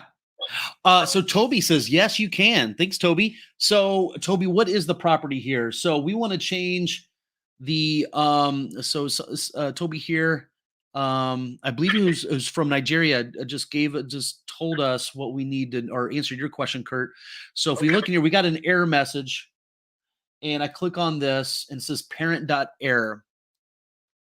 Okay. So Toby, how do we change that? I would imagine we might need to unlock that. A lot of times in forms, you need to unlock things if you want to do something, but it's probably a property in here. So I'm gonna keep watching for the comments, Toby, if you know exactly what we need to change, and I will share that with everyone here. Yeah, that'd be great. Yeah, so thank you for letting us know. Okay, so we have this now. Something that I like to do, the SharePoint always gives us a little title column. You know what I like to do in a lot of my apps? I like to leave it alone. I leave it as required. And by the way, Toby has responded. He says, under the data card, check error message. Okay, so we have, the card itself probably is what he means. And then we've got error message probably over here. And I'm going to scroll down and I'm going to look for error. Well, I can just go to this drop down here and look for error message. And I don't see it. Might be under advanced. Well, again, this is something we can look at later if you need to, Dan. Yeah. Okay, very good. But that was cool. I enjoy things that I never thought of asking or whatever. This is cool stuff. I feel like I'm learning with you guys. This is great. Hey, if you want to learn something, teach it, man. I know, right? All right. So okay. So this title thing, I usually leave that. I let SharePoint create this thing for me. Some people are annoyed. They want to rename it. I never like to rename columns. I either create it right the first time or I delete it and recreate it because it messes with you and causes you problems later on. What I do in forms here, what I would do is I would go into this edit fields and I would make first name up here at the top. I would put last name. Well, I put last name up there, first name at the top, then last name, then title, company, and so on. Okay. And then what I'll do is I'll go down here to title for this text box. I would go into the default. And what I have to do, and you notice I can't change it because I have to unlock, go into advanced, and I unlock it here. I go in here, and what I say is I click on this text box and I grab that text box name. And I go down here and I use that text box .text. Then I splice in with a space, and then I go get the last name. Go get that, and I go down here. And I say that text box .text. Okay, Nancy Drew. Now, I use this thing perhaps as like a nickname, or like if I want to display the user, and I don't have to splice things together dynamically or whatever. And perhaps they're, you know how like people have different names, like Richard could be called Dick, or Jimmy could be Jim, or John could be Johnny, that type of thing. So the title could be something completely different. Perhaps the title, we might want them to be, she's referenced by a nickname. And so it's going to default to first and last name, but they could change it if they want. So I just thought I'd mention that's how I handle a lot of things. So let's go through here. And so real quick, Darren, I got one more question. Sure. It might be kind of a dumb one, but I just don't know it. No, it's all good. So why do we have cards? What's the point of, you got labels, and then underneath that you got cards, and underneath that you got a form, and underneath that you got all these different. What's the point of a card? Well, my best guess. Well, first of all, the card is just a name of something they have. It's a container. Okay. Okay, it's a container. and it contains everything that you need for this particular field. So if I click in here, there's a little label there. Remember how we had the title was required and we didn't have anything to try to hit save? It had a little red star, little red asterisk. That's what that label is for. And then we had a little space for an error message. So it's got that. And then we've got a text box. And then we've got a label for the text box. I'm glad you're asking these questions, Kurt, because I wouldn't have even thought to even explain that or go into that. So the card is basically a container that handles all the relevant data for that field. For that field. Yep. I'm with you. Yeah. And you can use cards for anything besides just tables, right? Just for database. You could create a card for your own collections of things, right? You could. There's something cool that you can do within Powerapps, and let me just show you here. You can add a new screen. Most of the time, I add a new screen, I duplicate something else I have. There's all kinds of different screens that you can have in here, okay? And one of them has a scrollable, and I've got a comment here. Somebody says, Victor, point of data card would be shared properties, work as a group, as a container. Absolutely. Thank you, Victor. Yep. So there's like a scrollable, and they've changed this up recently. So this used to not be purple. So I know they've changed it up, but there is one that has like a scrollable, and maybe they're trying to do that with this type of stuff here. Let me just add this type of screen here.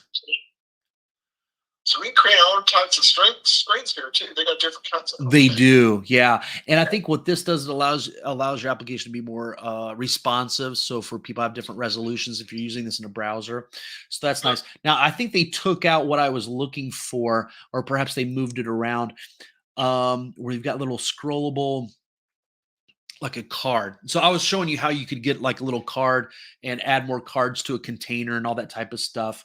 Perhaps I'll leave that for another video, another live stream. All right. So what we have is we have employees now.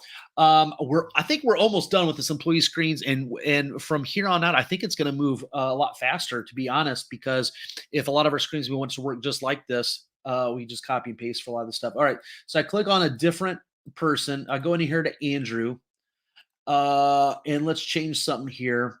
Let's say Andrew 1. I'm gonna hit save. Okay. And over here, you see Andrew 1 now. So it actually did save, and that gallery over there knows that it was saved to the database, and it's displaying that. Okay, so we know that it actually is working. I'm going to take that out and hit save. Now, Kurt, what if we want to add a new person? How are we going to add a new person here? Any ideas? Have to have another button. That's right. Let's add a new button here. All right, now there is a function. Remember how we used a submit form and it submitted the data off to the database? There is another function. And I'm going to call this, or give it the text of, say, new. I'm just going to say new for now. And I'm going to name this button BTN employees new. Okay. Now get this, Kurt. You know how in the time of Visual Basic and even .NET, you have a button. The scope of that button name would be that form or that screen, right? That's correct. Yeah. That's not that way in Powerapps. So if I call this button new, when I do another screen and I try to call something else button new, the whole scope is global. So you almost have to be strategic in how you name your controls. You were reading my mind, because as you were doing that, I'm saying, why would you put employee new? It's already on the employee screen. Just put new. I know. See, look at you. Okay. So it's all done globally. It's all. It is. Oh, wow. Now there is a way you can have a scope of a screen, but it's for variables, not for controls. Oh, wow. And you know how I feel about that, right? Okay. But that's why we have to keep turning our phones off and on all the time. Yeah, because of memory leaks, right? Because we're not managing our stuff very efficiently, right? That's right. All right, so I'm going to click on this new button, and in the on select, what I'm going to say is new form. All right, new form, and we're going to give it a name. So it's a form employees. Okay. Now let's see what happens here when I click on it. Oh, it blinks everything out. Look at that. And I'm going to type in my name here, Darren Neese. Oh, look at that. It put in my full name there. That's cool. And I'm going to say thesis for the company name. I'm gonna just hit save and see what happens. All right. Yeah, I think it saved it because it changed the record and everything. I'm gonna go down here and look for me. Here I am. There I am. And I click on it and I should be displaying. Okay, well now you've come to the next big thing that I think we need to have. Uh-huh. We need a search. Oh, you want to search? Okay. I want to see this thing work with a search. Yeah. All right. Oh, yeah. All right. So we're going to do a search probably with the text box, right? So we're going to go down here, add a text box. All right. Let's add a search in here.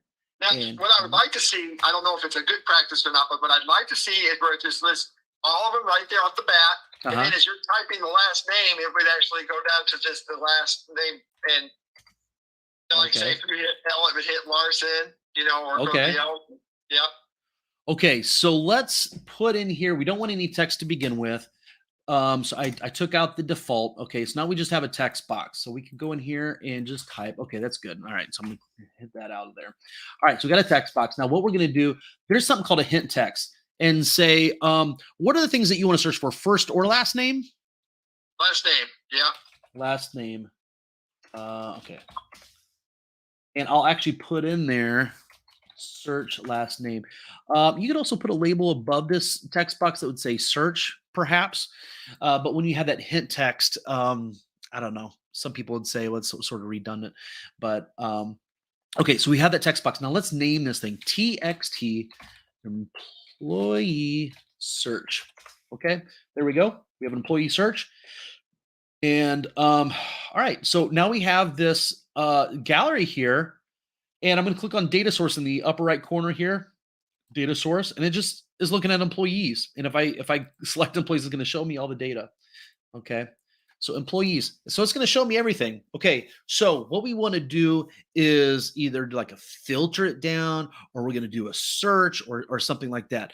So I do have a comment from Victor. Victor says, wouldn't you sort by modified so the last record appears first in the gallery?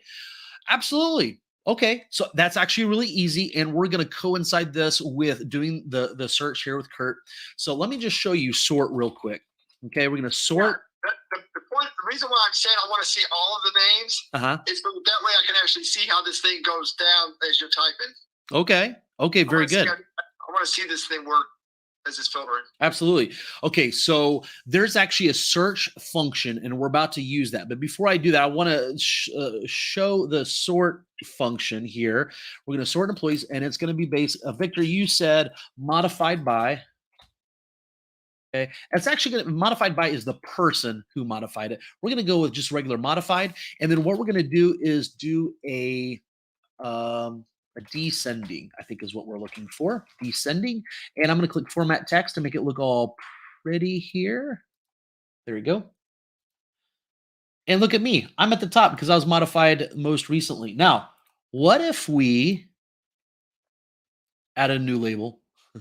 You might want to know when it was last modified. So we could just say this item dot modified. And there's the date and time. Isn't that cool? Yeah, I want to see an alphabetical search on this thing work. Okay. All right. Let's do that.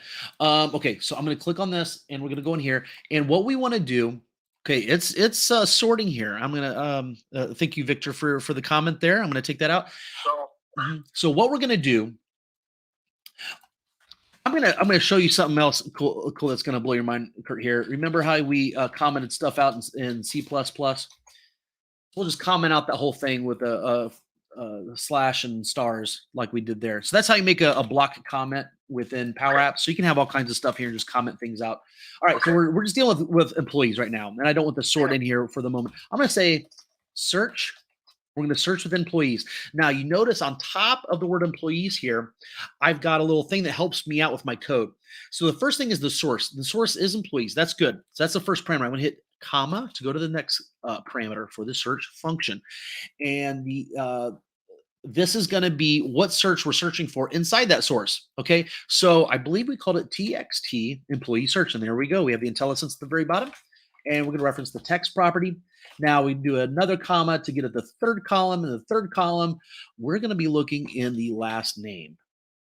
Okay, now it's not really helping me out here very much because For the search function, for some whatever reason, it likes that to be in double quotes before and after, and I'm going to put in there the ending parenthesis. Okay, so let's go back in here and let's run it. And Now, hold on, Darren. uh-huh. Can we take that sort routine that you just commented out, put it on top of the search, and sort everything by that name first before we do it, so we can actually see all the different names grouped? So you want to implement the search inside this sort? Is that what you're saying? That's exactly right. Yeah. Yeah. Yeah, absolutely. That was the next step I was going to take. But now that you mentioned, hey, let's just go ahead and do it. All right. So just how we have here now, I use Control X. I'm gonna double click on employees and then paste right there. Okay. So we are nesting these functions within each other. Okay. And it starts on the inside, and then it sort of goes out. Okay. So it does the whatever on the inside, and then as you go out through these nests, it executes it. Okay. And I'm going to click on format text and make it a little prettier. There you go. Okay, so I'm going to run this now. I do see Toby says, sorry for the delay. It's been a while. I edited the form default error message. To edit error message, go to the error message inside the form data card. Then edit. Okay. Okay, I see what you're saying. Okay, form data card. Okay, so I'm there. Then edit the text value.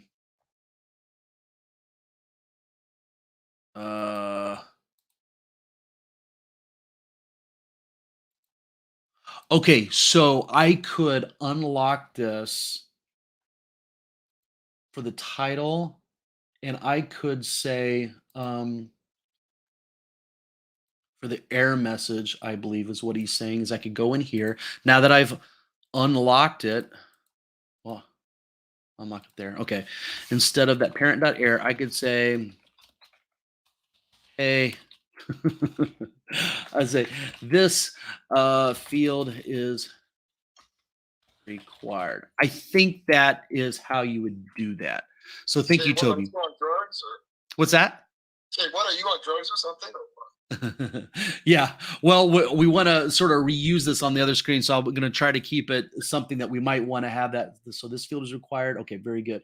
And I might actually put in a print exclamation point. All right, so let's get back to the search stuff here. Now, did I mess that up or what? Error message. Why is it being displayed now? Because it's actually right there. I don't know. I don't want to get too sidetracked on that, but perhaps we could focus on that later. I'm just going to keep it as I'm going to keep it as parent.error for now. All right. So I'm going to go in here and let's test this out. So we know that we have a last name of Niece. Look at that. How easy was that, Kurt? Well, let me see it. Okay. That is pretty nice like that. Now, if I guess, okay, there it is. See, what I was wanting to do is I was wanting to see all the last names as they're grouped as you're typing in. So like the first letter you see N, so you'd see a list of all the N's. Okay. And so it starts off with a list of everybody, and then it would hit the N's and then the N's. Okay, so what you're wanting to do, we can do that. We're going to use a different function, and it's actually a better, the way that you're suggesting is actually a better way of doing it, because right now search will search for a string within a column, within a data source, anywhere inside of there. So it's going to find anybody that's got a letter N in anywhere in their last name, but you want to know where it starts with N, right? That's correct. Okay. And then N-E, and then N-E-E. Okay, very good. I know exactly where you're going with that. Okay, so I'm going to show you something. So I at least wanted to show you how search works. And for this, there's something here. Do you see this last name? It's underlined here. Yeah. It says delegation warning. This search part of this formula might not work correctly on large data sets. Powerapps has a limitation of only working with 2,000 records at once. And it's not that big of a deal whenever you hear about it. When you first start working with Powerapps, you're like, oh my goodness, I got more records than 2,000. What type of Mickey Mouse stuff is that, right? Yeah. And like, oh, well, Powerapps is, get out of here, Powerapps. I need a real app, right, that can handle more than 2,000 records. When do you ever need to display 2,000 records on the screen at once? Never. I mean, maybe, but very rarely, if ever. Okay. So, and there are ways to get around it. But what you want to do is delegate any type of querying, because search is not a delegable query. So it needs to pull in all the data over to Powerapps and search within it. Well, there is another function such as filter that we can use that will filter down the results using certain operators that will delegate that query off to SharePoint, that will delegate that query off to Dataverse or SQL Server, so that it gets a result set that's under 2000, and then you don't have a problem there. So instead of search, what I'm going to do is I'm going to copy this just in case we ever want to look, because perhaps we're learning here and we might want to see how we did this sometime in the future. All right, so instead of doing search, we can say filter, and the filter is going to take a data source there. Very good. And then we could say filter this based on that text box. You know how in SQL, when you build an SQL query, you've got a where clause. The second parameter of the where clause, the second parameter of the filter function is like the where clause of a SQL select statement. Okay, so what we could say here is last name greater than or equal to. Well, I'm going to say equal to for now, okay? And I know this isn't exactly what you're looking for. We're going to get to it, but I just want to make I just want to show something here, okay? So there's nobody with the last name of the letter N. So as I'm typing, when I get to the E in these, it pulls me up, okay? So I just wanted to show that because there are a lot of cases you want to use the filter and you want to say where this equals this, okay? But in this case, when we're doing a little search, what we want to do is we want to use a function called starts with. Oh, okay. Starts with, huh? Yeah. And yeah, so what we want in there, the text to be checked. And starts with. Yeah, starts with. And let me show you the syntax of that. So I'm going to say Powerapps starts with function documentation, and it should come right up. And there's also an ends with. Okay, so let's go down and look at some examples here. And I want to work with starts with. Okay, starts with. So we can do starts with. So hello world is the full value that we're going to search in, and then hello is what we're looking for. Okay, does that make sense there? So we've got last name, and so instead of saying equals, we're going to say whatever's in that text box over there. It starts with that. Whatever. There you go. Okay, so there's only one person that has that. So if I go down to NE, now there's two people that starts with NE. If I go down to N, how many people do we have now? I think that's it. Now let's go ahead. Yeah, no, you're good. All right. Do a different letter. Do a different letter that's got more. So there's S, Sergio, A, B, C, D. I'm hoping to get some more, but we don't have a lot of data. F. G. Oh, I thought there was a lot more data than that. Okay. No, there's like 30 or so. Oh, okay. I thought there was thousands. So. But if look at this. So if I can sort based on the last name here within SharePoint, and I can look at people. I've got two N's. So I guess and do we really only? I think we only have 7 employees, by the way. So I'm seeing how it's working though. Okay, so that's pretty cool there. So we're not doing SQL, but we're pretty close. Yeah. We're pretty close. So a lot of people coming from the Access world or the SQL Server world, it's like, okay, I can connect to SQL Server. Let me type some SQL statements. I'm like, whoa there. You have to reference it, and then you have to use the Powerapps functions around that. Now you can use your SQL statements if you're using SQL Server, because you can create view database objects, okay, which are like queries for Access. Okay, you can create those views. You can do all your joins. Do all your join statements and everything. Now in a view, you can't have a where clause. You can have a sort. Okay, so you'd still do that in Powerapps, but you could create that, and then you get that view name, and then you add in that view name as if it's a database table or a data source, and it works just fine. Now I do have a new comment from Martin. Hi, Darren. I love the title concept you just did. Please, between you and Andrew, my SharePoint questions, can we have a barcode generation and printing to a Zebra printer soon? Okay, very good. Thanks for the suggestion. So we won't get around that in this live stream, of course, but thank you for that idea. Absolutely. And okay, so we did the search. What else would we want to do on an edit screen like this? Okay, so Victor has a question. Could use starts with for name or last name nested for better results?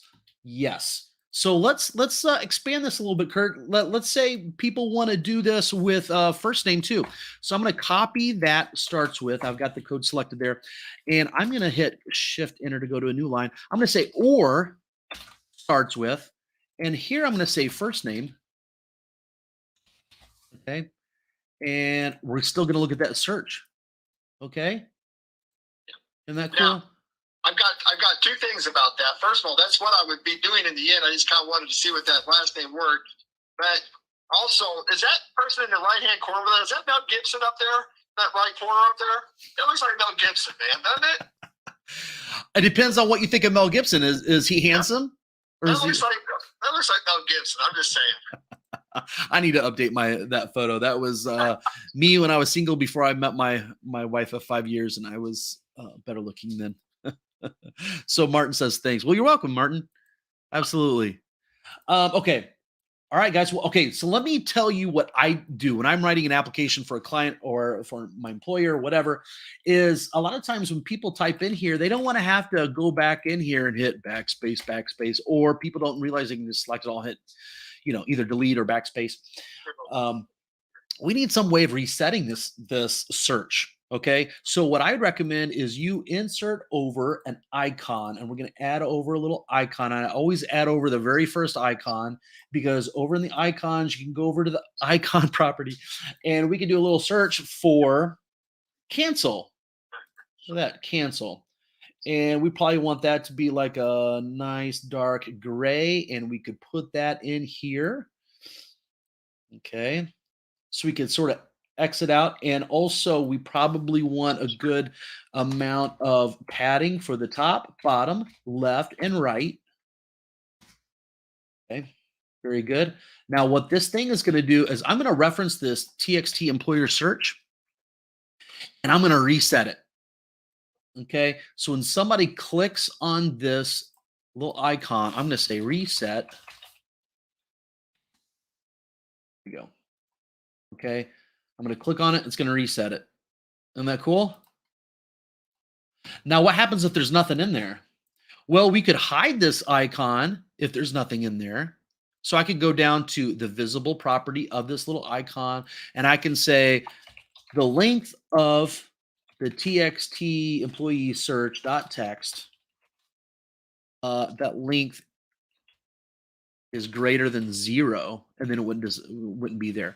But what I'm going to suggest is that we always keep that true, and we actually change the icon to something else.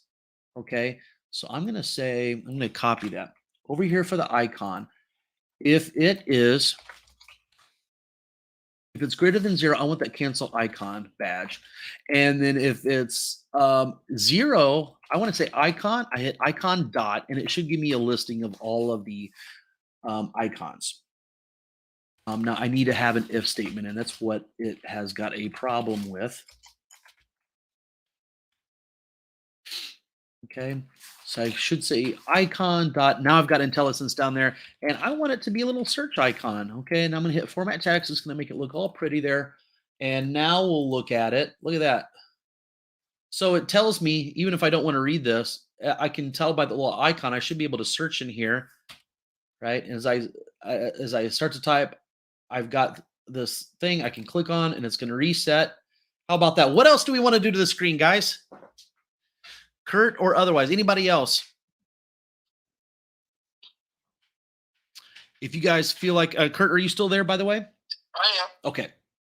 Are you pretty satisfied with what we got here? Is this somewhat comparable to what you would have done back in the day?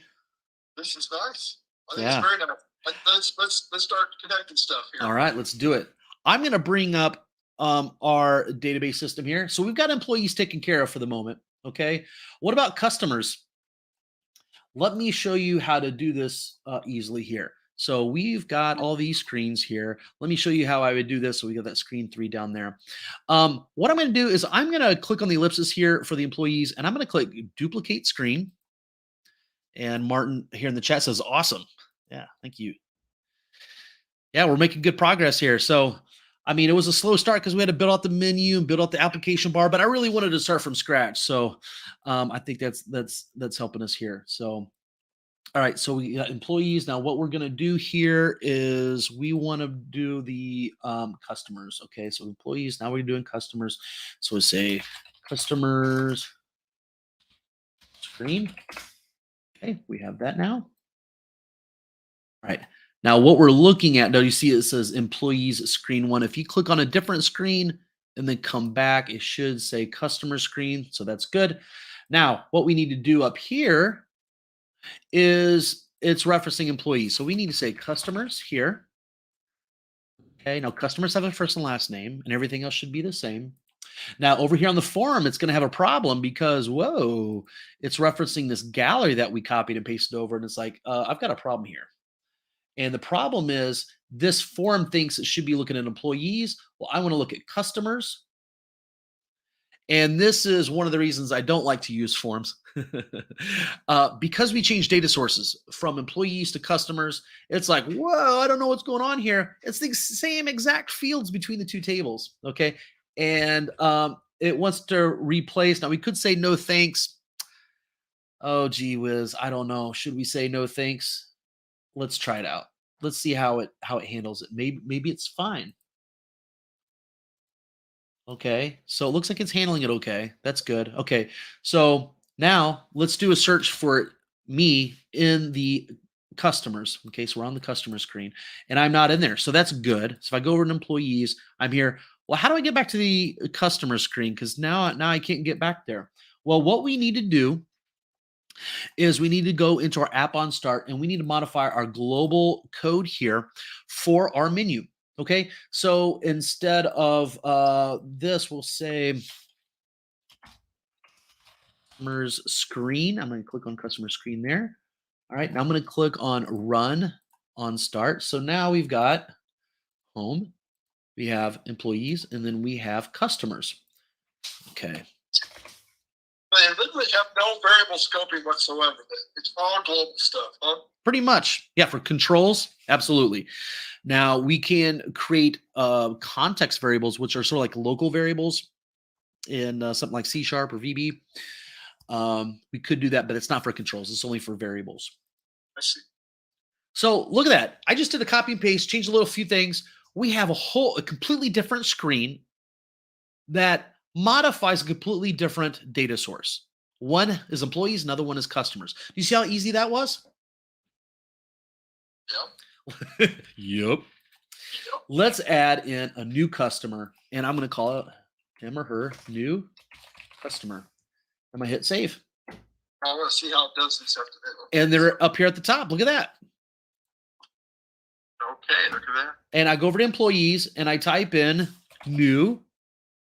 So it's not confused. It understands those two completely data types. Now, something that you do need to realize is when you copy and paste, look at all these control names. It says txt employee search _1. As long as you're okay with that, we can go on to the next one.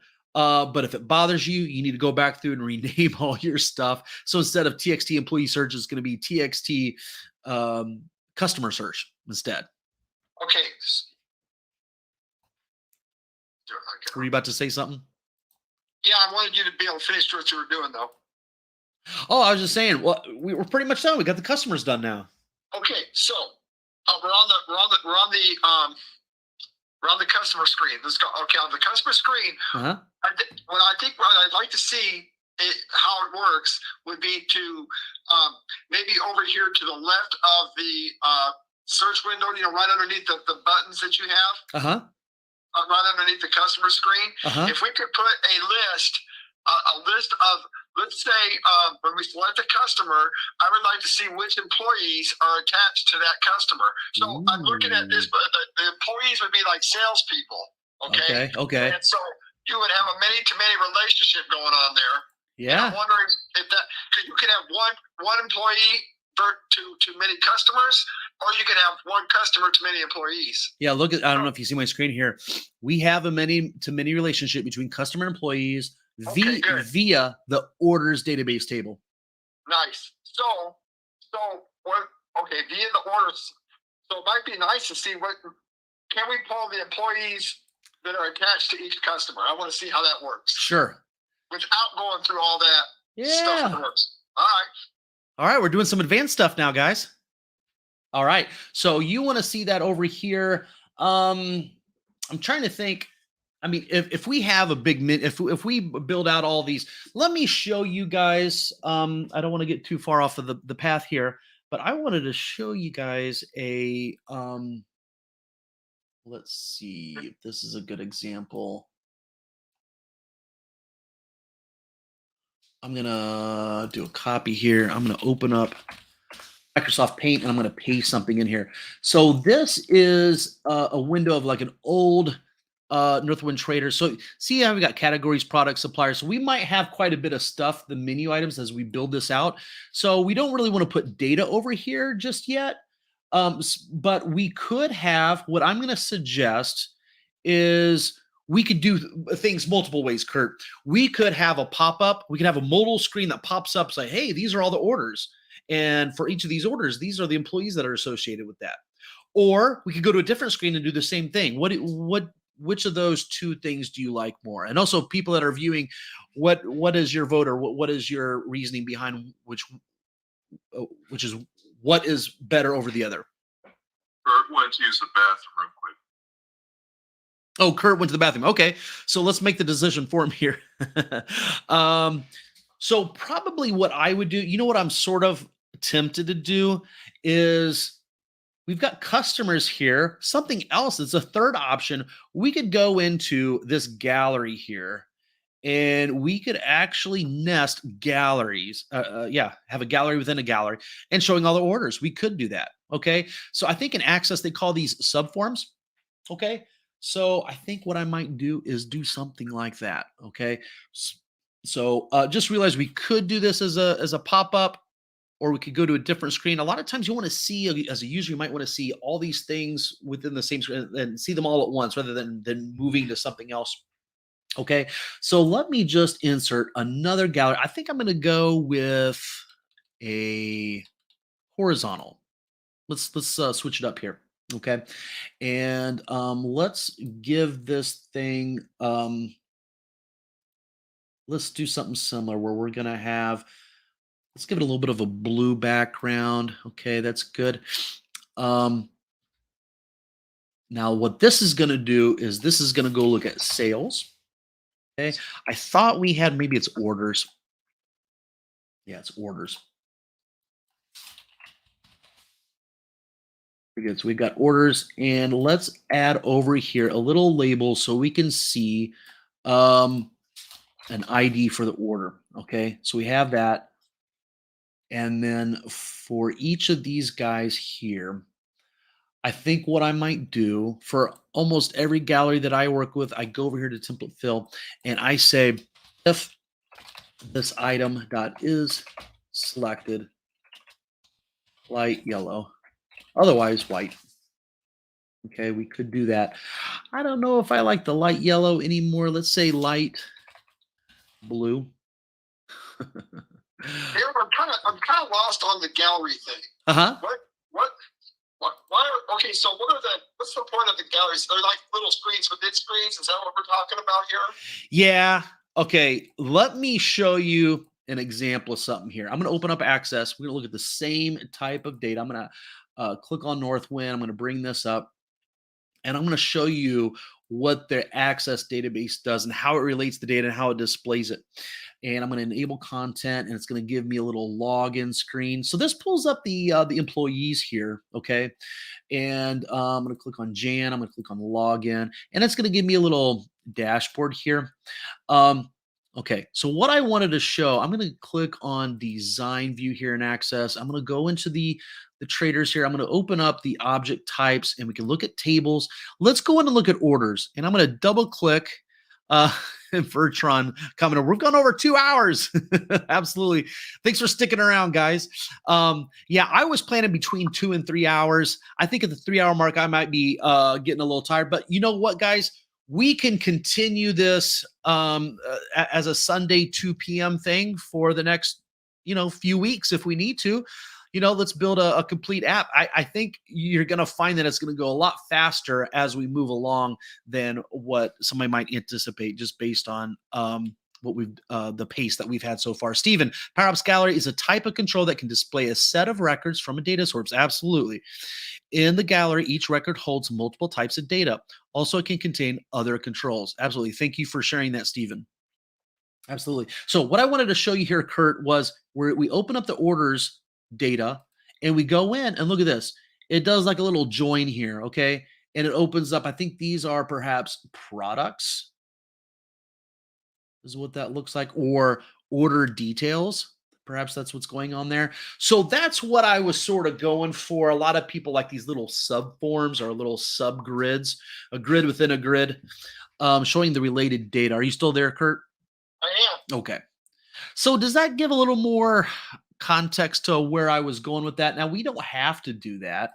But if you look at this, go ahead. I was just trying to understand the whole principle, and that last guy that just brought up the message kind of helped me a little bit too with that.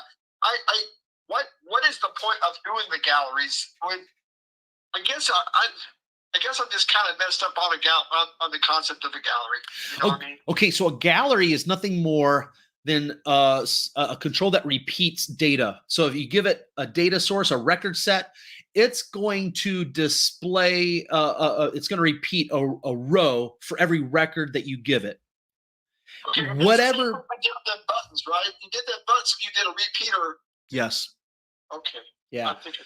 Galleries is at the heart of Power apps, Canvas apps, at least, because there's 2 other types of Power Apps that we won't touch on. Okay. But for Canvas apps, Galleries is the heart of doing it. And some say forms, but I try to get away from forms in a professional application I do for a client. Okay. So this is going to give us related data. Yeah.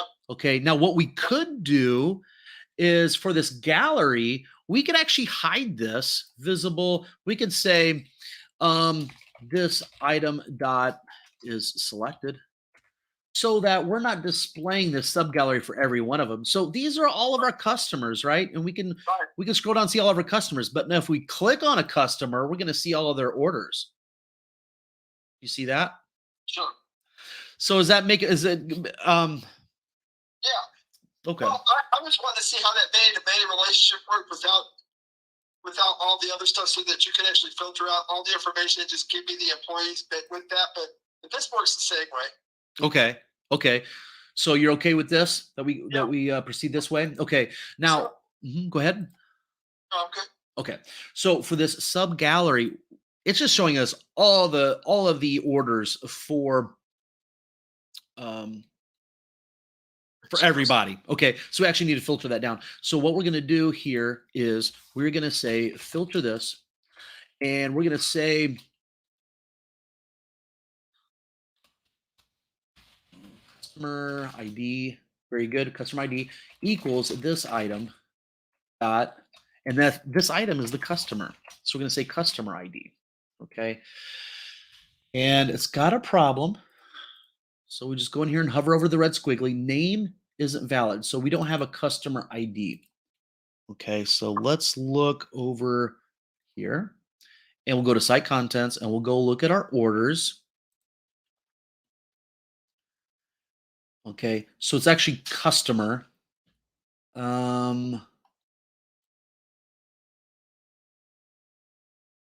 Okay.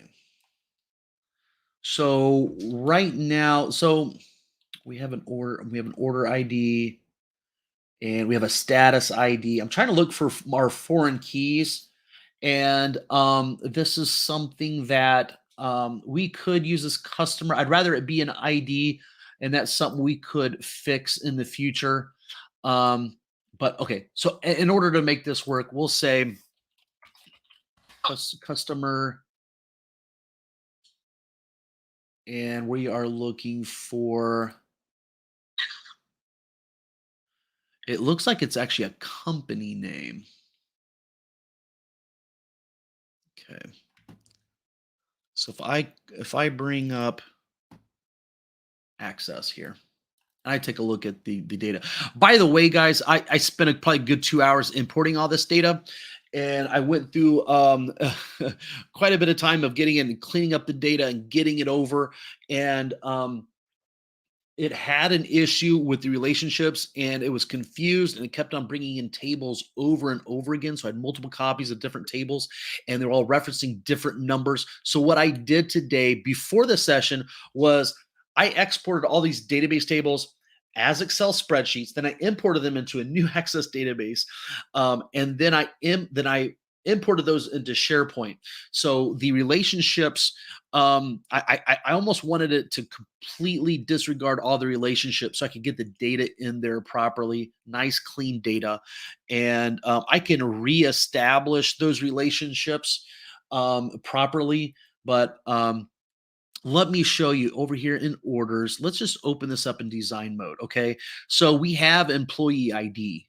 Okay, so if I open this data, we have this is an employee, and so you've got this little drop down, and it's based on, so we've got customer. Okay, customer. So here's the employee ID. Okay, so it's looking at the full name, it looks like. Okay, so if we say this item dot first name and space this item dot last name. And if this was a real app that I was doing, I'd probably do a little bit of DBA work and can continue to do that. And to be honest, if I had another 2 or 3 hours before this session, I would have done that. And I might actually do that between this session and next Sunday, because I'm sure we'll have a follow-up session here. Gabriel, one question: do you have an example of how to generate sales orders for Powerapps and then have them be registered in Business Central? Okay. Generate sales orders for Powerapps. Okay, and have them registered. I'm not quite clear on that. On exactly where you're going with that. I don't know if that has to do with this particular application, or if you're talking about an application you're trying to build for yourself. So if you want to clarify down below, that's fine. If any of you guys, if you wanted to email me personally, my email is Darren. In fact, I will, let me just bring up Notepad here. Darren@nice.us. So if you just want to email me there and explain more, I could either you know reply to you if it's something specific just to you. Okay. All right. So Derek, uh-huh. before you get started on that, Uh-huh. you think maybe we've gone quite a while now. It's been a little over 2 hours. I'm wondering if maybe we should just maybe have a good stopping point here, and that way you can kind of take a look at what's going on with them relationships for next week, maybe. Okay, that's a possibility. Because I don't know about other people, but maybe brains are starting to get overloaded at this point. Yeah. That's a lot. You've got over a lot of information today. Yeah. Yeah, to be honest, I like the opportunity to make sure those relationships are right. And I might actually do all that work as a separate live stream. And I did yesterday's session to do the import. I might just work on those relationships next Saturday, make that as a live session so people can view that if they want to. I didn't want to spend most of the day messing around with data because it's not really Powerapps. I mean, it's related to Powerapps because we need it for Powerapps, but we're not in the Powerapps environment doing Powerapps things. We're over here in SharePoint and Excel and Access and moving stuff around. So I'll probably keep those videos separate, but I'll probably do a little live stream. So for those of you who are interested, you can watch the one I did yesterday, and I'll probably separate that out. So, well, let's just open it up for any questions, anything that you guys want to talk about. I guess a good thing to talk about is, do we like the idea of having these little, the sales being displayed across here? And for each sale, you might have a different employee. So I think that's where you're going, Kurt, right? Because we have a many-to-many relationship. On the other screen, on the employee screen, you'd want to have the related customers, both sides. Okay. Yeah. Yeah, absolutely. So we got some more comments here. So initially, Gabriel says, one question: do you have an example of how to generate sales orders from Powerapps and have them registered in Business Central? And then Toby said, Gabriel, I believe you need Power Automate to implement that. So a part of the Power Platform, you got Power Apps, you got Power Automate, Power BI, and then there's one for um, AI bots. The name of it escapes me. It's not as popular as the main three, but yeah, Power Automate. If you need any type of flow, some type of process to kick off in the middle of the night or in response to an email or something, um, absolutely. Toby is bringing up Power Automate, and Power Automate sort of supplements things that you either can't do or can't do well within Power Apps. So Gabriel says, yes, I have been trying, but a little complicated. Yeah. Toby says, "Thanks for the session." Yeah, you're welcome. So Kurt, what do you think about all this? You think we got a lot done for a good little 2-hour session? I do. I think it's a real strong. You get a good strong case for basic training. You Yeah. know what I mean? Just a good basic trainer. I like the overview of the data. I know that you said it's not what Powerapps is all about, but it's really important because we can't write applications without data. Mhm. And to me, it all starts with the data and how it hooks in. Yeah. And you showed us that. You showed us how to hook that in. Now, I'm sure that probably I've retained 10% of what you said, so I'm gonna have to go back through this a little bit, But Yeah. it's pretty cool stuff, man. But as a Power Apps newbie, as somebody that's like really fresh and new to Power Apps, is there any question in your mind that I could show you in 2 to 5 minutes to sort of clear anything up that you've been wondering about Power Apps? No, I'm ready to start running some programs. I knew you would, man. I knew as soon as I showed you how to read a record, how to write. By the way, guys, this guy was my mentor. He taught me most of what I know about software development. And I remember sitting in his class, and this is a night class that I was auditing. I was taking a level 1 VB class during the day, and I was trying to learn so I could get a job being a programmer. And I came to his class, and he's like, "This is how you connect to a database. This is how you read a record. And if you can do this, you can sit beside me and do the work that I do. If you can read a record, write a record, that's what it's all about, right?" Is that Yeah, you pretty much agree with what you said back then? Yeah. that's what. Yeah, read a Um, record, write a record, process a record. That's it.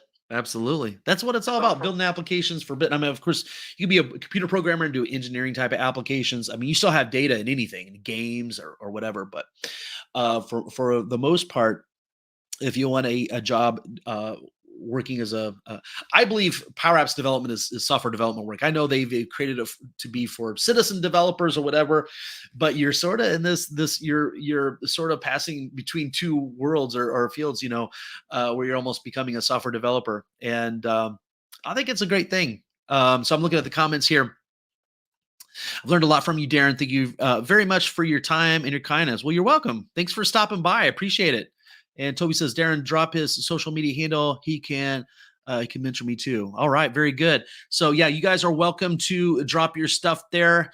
Maybe eventually, Kurt, I'll convince you to get on some social media stuff. Maybe in the future. I know that maybe you're not ready for all that stuff yet, but yeah, perhaps in the and once he does, guys, I'll be posting that absolutely. And in fact, if you guys like what I thought was not only Kurt, was interested in getting back into things with Power Apps and get excited about it was with these live streams, sometimes I just feel, I know you guys are here talking to me in the chat, but it's sort of nice to have somebody on the phone too, to sort of keep things going and not so boring type of stuff. And Kurt is great about keeping things interesting as an instructor, as a college instructor. That's one thing I loved about how he was a great teacher, and he goes through things and makes things interesting, goes one step at a time. So I thought he would be a great sort of a compliment to what I do here on these live streams. So he might be showing up here in the future. All right. So I see another comment here. Rodney, as an old school programmer, this has been a great introduction to Power Apps. Thank you. You have similar beginnings. Things sure have changed a lot. Absolutely. I just talked to somebody earlier this week. And this gentleman that I was talking to, he says, I'm an old VB programmer myself. I used to write COM components. Remember that stuff, Kurt? Absolutely. DCOM and COM, absolutely. And MFC and ATL. The common object model, the dynamic common object model. Yeah, absolutely. Well, cool stuff, guys. Yeah. Well, thanks so much. And I do have a message here at the end. I will. I got two little videos to show you guys here. I'll show you. Hey, if you're getting anything helpful out of this, a comment or even a like really helps the channel. And that's people like you know this is good content. Much appreciated. Guys, for some reason, YouTube thinks you're gonna like this video next. Let's see if they're right. Or you can select this playlist, which I've selected for you based on the content you're currently watching. Guys, gotta hurry. Click one. Otherwise, YouTube's gonna autoplay some other video, which you probably don't want. Thanks.